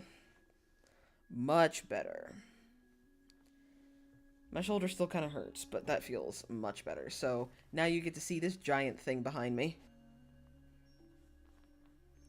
I don't know how I managed to hurt my shoulder on a treadmill. Don't know how I managed to do that. Chapter 30. Rainy Night. Gu Xiang opened an umbrella and held another one close to her chest while wading through the rain. Her embroidered shoes stepped on the stones underneath, causing the water to splash on her pant legs. A gust of cold wind caused her to shiver. She felt like no one could be more of a dedicated and loyal individual than her right now. When the girl looked up, she saw a man walking alone in the rain with his head down. Wen Kexing was soaked to the bone, messy clothes sticking to his body. He paid no mind to his slightly tumultuous state. Gu Xiang caught up to him and called out, "Master!" Wen Kexing didn't turn back to look at her, but he evidently heard her voice as he stopped to wait. Gu Xiang ran up to him and gave him the other umbrella. Internally feeling like suffering outdoors in this miserable weather was such a waste of her effort. Seeing how her master usually behaved, Gu Xiang was pretty sure that he had been doing some indecent activities in some indecent places. She pursed her lips and asked somewhat disapprovingly, "Did you go fool around somewhere, master?" Wen Kexing opened up the umbrella, taking a few steps before replying quietly, "When fighting." Gu Xiang asked out of instinct, "In the bedroom?" As Wen Kexing turned to stare at her, she was smart enough to slap herself lightly, her tone serious. Stupid mouth, what kind of trash are you spouting? You can't say such things." "Ah, Xiang," Wen Kexing cut in, not humoring her. Gu Xiang blinked. It only rained harder, the weather creating a thick, fog-like layer that prevented her from seeing Wen Kexing's expression clearly. After the solemn silence, he looked down and said softly, He'd die soon." Gu Xiang made a questioning noise, unable to react to that. "Who's going to die?" "Zoshu." There was a pause from Wen Kexing that might either be for him to compose himself or for Gu Xiang to take it in. As he continued walking forward, he molded his voice into the unusual nonchalance it possessed. "He suffers from internal injuries, but from the way I see him go about, I assume that they're non-threatening. But today, I learned that they were incurable. He would last 2 or 3 more years. The moment I knew that, I knew who he was. Had I known from the beginning, I would never have followed him." Gu Xiang's eyes were wide open, as she seemed to have difficulty processing the truth. After a good while, she asked cautiously, "So Shu?" "Yeah." Wen Kexing's voice was low. "At first I thought, he couldn't be from Chengchuang. There's no escaping that place. And the ones who try will have to suffer the nails of 7 apertures for 3 autumns." resulting in the loss of their martial arts skills and all senses. They will be turned into invalids who can keep their secrets better than the dead. At first, I thought there was no way he was carrying the nails on... At first, I thought there was no way he was carrying the nails on him, despite how capable he was. But just now, someone let me know that he had a particular method to slow the damage.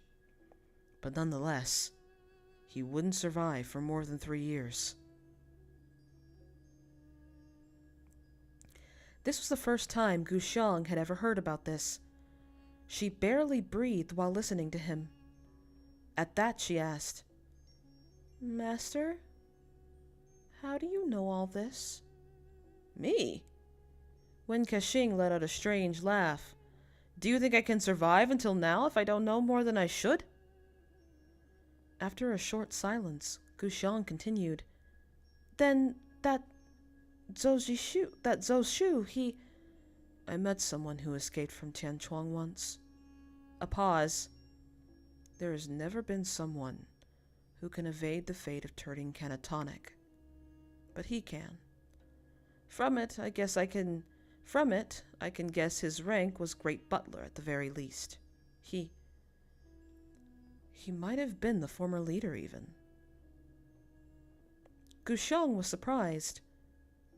If he was the leader, then why would he run? Then she stopped, seemingly having realized something. Wen Kexing was walking away very quickly now, as if he wanted to leave something behind him as far as possible. With Gu Xiang's short legs, she had to jog lightly to catch up to him. Seeing that he only got quicker and quicker, Gu Xiang disrupted the silence between them. "Master, are you heartbroken?" "Geez, call a man out, why don't you?" Wen Kexing asked gently without looking back. What would I be heartbroken about? After mulling it over, Gu Xiang had to admit that she wasn't sure. She heard him laugh softly, his feet almost gliding over the ground rather than moving. His feet almost gliding over the ground rather than moving. "With his disguise, I can't know for sure if he's a beauty or not. Besides, I prefer oh, wait, no. With his... fuck. With his disguise, I can't even know for sure if he's a beauty or not. Besides, I prefer the soft type. So he won't be of my taste even if he is beautiful." "You sure about that, honey? Are you sure you're not just rationalizing for the first time in your life?" I feel like Wen Kexing isn't the kind of person to waste time rationalizing his own actions. Even with her Qinggong, Gu Xiang was unable to keep up. Then she blurted out, "But didn't you say once that you liked the tall ones with tiny waist and pretty butterfly bones?" "You remember it wrong," he interrupted. Then he added, justifying to no one in particular, "I just felt like I'd finally found someone I can relate to." "Gu Xiang, stop following me."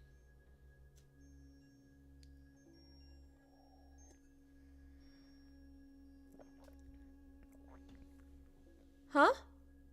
In a blink, Wen Kexing was already meters away from her. Gu Xiang called out sulkily, "Why, master? Did I anger you again?" Wen Kexing had already disappeared in the rain, with only his distant voice reaching her ears. "You talk too much." Gu Xiang, left all alone, stomped petulantly and cursed him under her breath. "I was nice to you, and this is what I get!" Then she raised her head to stare after the direction Wen Kexing had vanished to, suddenly being reminded of an image of his soaked back, his broad shoulders, his unwavering steps under the rain that didn't wait for her one bit. There was no one beside him, but he never looked sideways, like he had been traveling alone. Could you not? Like he had been traveling alone for some time now. She pitied him a little. Finding someone you could connect with or whatever was fine, but that person was a flickering lamp that would die out in a few years, so what was the point? Under the cold and rain, one thought they could have attained something but couldn't. Who in this world could really live how they wanted to? Could you? No one knew where Wen Kexing went that night. In the early morning, someone consistently banged hard on Zhou Jishu's door. When he opened the door, Xiao Wenning almost crashed into him. But then the younger dragged him outside, telling him while he was running, "How can you be so calm in your room? Your disciple is about to lose his life." Who? After that chaotic night, Zhou Jishu's thoughts had yet to untangle themselves. It took him a few moments to react. Then he frowned. "You mean Zhang Tengling? What happened now? Why is it always him?" Xiao Wenning sighed. "Feels like this year is his unlucky year. I have no idea how he keeps getting into these kinds of situations. Yesterday, someone tried to assassinate him, but fortunately, Sir Xiao was next door. So, fuck me, dude."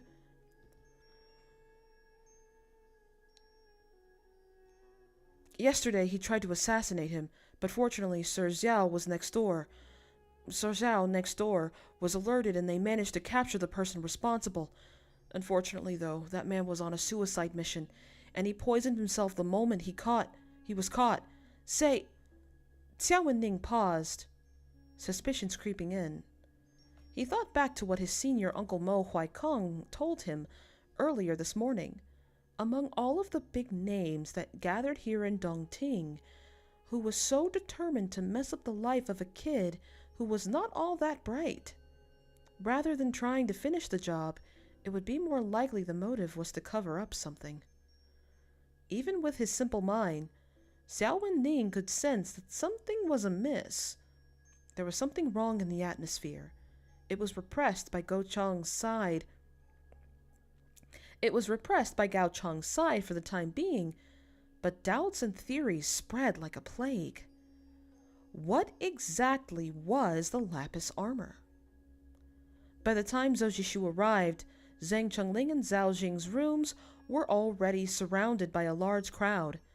Zhao Jing was naked from the waist up, shoulders seemingly bleeding, currently sitting on a long bench with someone bandaging his wounds. He wore an unpleasant expression, a sword carried on his back with blood still on it. There were 2 corpses on the ground, face all purple. It looked like they had been poisoned. Zhou Jishu saw a hook beside one body, and he instantly knew it was from the Scorpions. There were actually several factions amongst the Scorpions, depending on the hiring price. For instance, those who were with the delighted morning ghost and helped him lure out Zhang Chengling were not those who would lay down their lives. To acquire those, one would need a higher price. One would need to pay a higher price. It was more troublesome with these lot. There was no telling how many there were. Once a group failed, another group would advance, and they were all the fearless type.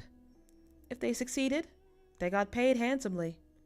If they didn't, they would have to leave their own body right there. That's why it was not at all cheap. Who would spend this much to kill Zhang Chengling? Did they feel like the snot-nosed brat possessed some kind of intelligence that would create troubles in the future? He must have fought on a treadmill.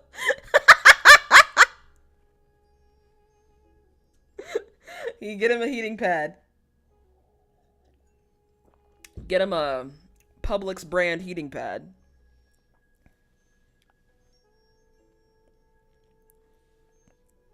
That was good, Spider Duck.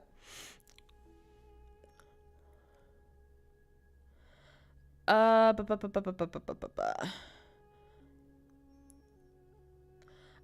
strange idea popped up inside Zhou Jishu's head. He thought, I've made plenty enemies back in my day, but not this excessive. His gaze thrown at Zhang Chengling carried some indescribable feelings. Zhou Jishu, however, didn't expect the boy currently standing at a corner to be unsurprised and unafraid. He only lowered his head, as if looking at the two bodies, showing the top of his head. Silence fell over him completely. Whenever people asked him something, he would only nod and shake it. Whenever people asked him something, he would only nod or shake his head. Gao Chong bent down a little and asked Zhang Chengling with a kind face, "Chengling, do you know these people?" I meant to read that in a gruff voice. It didn't happen. Zhang Chengling glanced at him, then shook his lowered head. Gao Chong, in turns, spoke even more gently, reaching out to pat his head. "Don't be afraid, my child. We will avenge you. Now tell me, what did these two vile individuals say to you last night?" Zhang Chengling didn't look him in the eye and shook his head again. Gao Chong was starting to become perplexed when someone cut in enigmatically. What good would come out of asking that question, Sir Gao? We elders know that all the scorpions, that these two fuck me, dude. We elders all know that these two are scorpion martyrs, that are merely blades, and blades don't talk, do they? What a joke. You should ask the boy if he knows something we don't instead. That was Feng Xiaofeng, currently hiding on the ground instead of perching on Gao Shanyu's shoulders. Because of his height, he had to crane his neck with his nose facing the sky. Completed with his mocking tone, he made it hard for people not to want to beat him up. Gao Shanyu stood behind him quietly, with a scary face. He was like a demon in folk tales. Gao Chong frowned at that.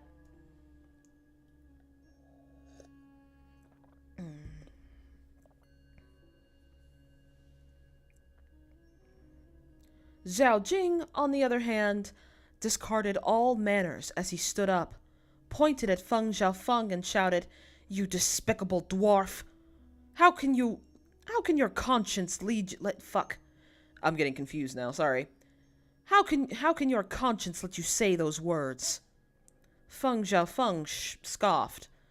Sir Xiao, why is it that ever since you took in the Zhang orphan, you didn't let him leave your side for a second? You and I know the reason all too well. Don't think I'm an idiot. With shining eyes, he looked at Zhang Chengling, his voice sharp as a knife. "Tell us the truth, boy. Do you know where your family's lapis armor piece went? Is it still with you? Or stolen by this Zhao? No, Sir Zhao." Excuse me, sorry. Zhao Jing was enraged. "You dwarf! Curse your family all to hell!" Gao Shanyu suddenly looked up to pin Zhao Jing down with his stare. Feng Xiaofeng stopped him with a wave of an arm, and Gao Shanyu obediently stepped back down to his place beside him. Feng Xiaofeng continued, "Did I hit a nerve, Sir Zhao? Don't be so discourteous." Zhao Jing wanted nothing more than to charge forward and teach him a lesson. Gao Chong quickly stepped in, his voice serious. "Brother Feng, unfounded accusations should not be thrown around to disturb our solidarity. Someone come take these bodies away first. Then we will discuss something long term." But then someone spoke up. "Sir Gao, why are you being so secretive? Shouldn't you ask the boy now that everyone is present? This is for his own good at the end of the day." Zhang Chengling looked up at that, his face pale, eyes unfocused. Ooh, honey, the PTSD.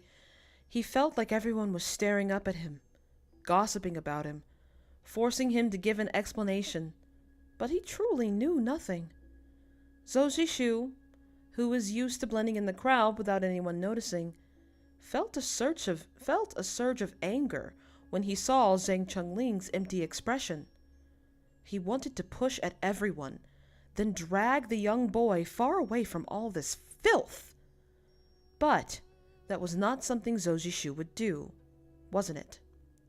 To think carefully before he acted, to keep himself hidden away from the scene. These had always been his principles. Back then, even His Majesty would praise him for being increasingly calculating and cautious as the years went on. But old man Ye Bai had told him that he would show his tail eventually. Oof.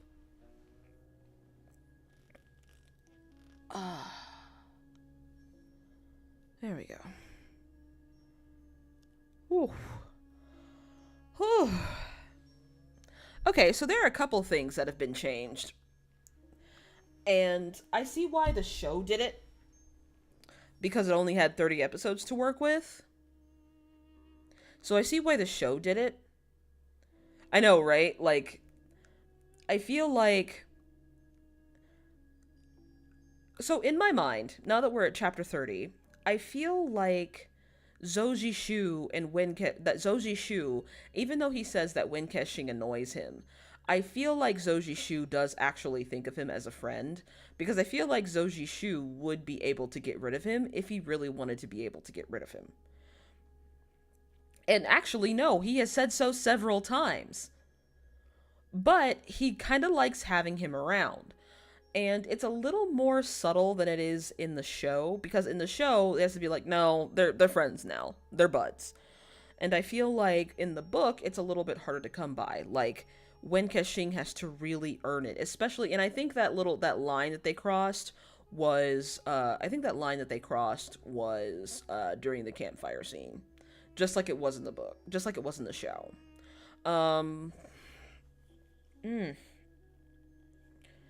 I do have to get up eventually, because I've been sitting in here ever since. I didn't even get up and stretch. Maybe I should have.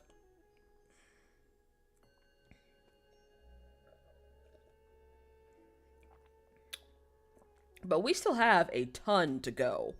Like,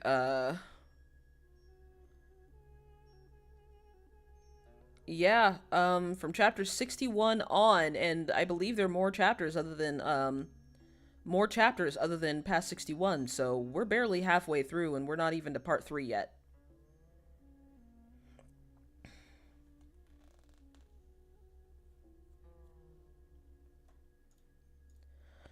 Oh, but yeah, I think that's gonna do it for me today. Let me switch to the camera. Now, Legend of Vox Machina episodes are going to be up on Wednesday. I've already filmed episodes 3 and 4. I just need to edit them.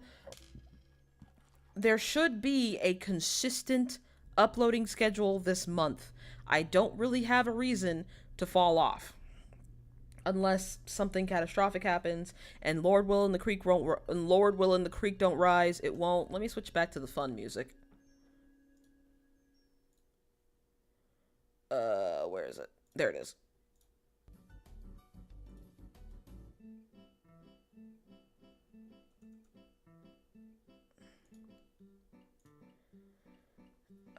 So, what was I saying? So, Vox Machina will proceed. I'm going to turn this down a little bit, though. Will proceed as scheduled, and according to everybody else, the next couple of episodes are like a completely different show, and as someone who has seen episodes 3 and 4, yes, it is very much like almost a completely different show.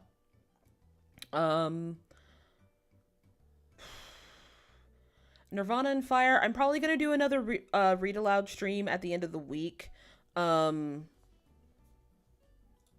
I'm not sure. I might do an extra long one. Who knows? Because there's some scuttlebutt going on with our scheduling. I believe my boyfriend is going camping, but that leaves me but I cannot go camping because I have a bridal shower to get to the next day. So I will not be able to camp that weekend. But yeah, that's everything. Thank you guys for coming. It really means a lot to me that you guys watch these, and it means a lot to me that you would like to come and support these read aloud streams. I feel like I don't do as well on them sometimes, because usually by the end of the week I am very tired when I do record an audiobook, which I haven't in a while. Well, actually, no, that's not true. I did it 2 weeks ago. When I record an audiobook, I always do it at the beginning of the week, and I do like a lot of vocal exercises. I come in here kind of cold, and everything I do is a cold reading. And I'm also trying to practice a little bit of discretion because I'm not filming in my closet where I can yell and scream and do whatever I need to do, and the only person I'm annoying is my upstairs neighbor. And even then, he's never home, so. But thank you guys for supporting the channel. Thank you guys for subscribing, and thank you guys for being in chat. It really means a lot to me that you guys are in chat. It is a lot of fun. It is a lot of fun to read for you guys. And like I said, if there's anything else you'd like me to read, let me know. Because I like doing these. Now, granted, I might not be doing 6 chapters in a row again, but, you know. Maybe I'll read a Neil Gaiman book next. Maybe I'll do that. That sounds fun. But yeah, without further ado, thank you for watching.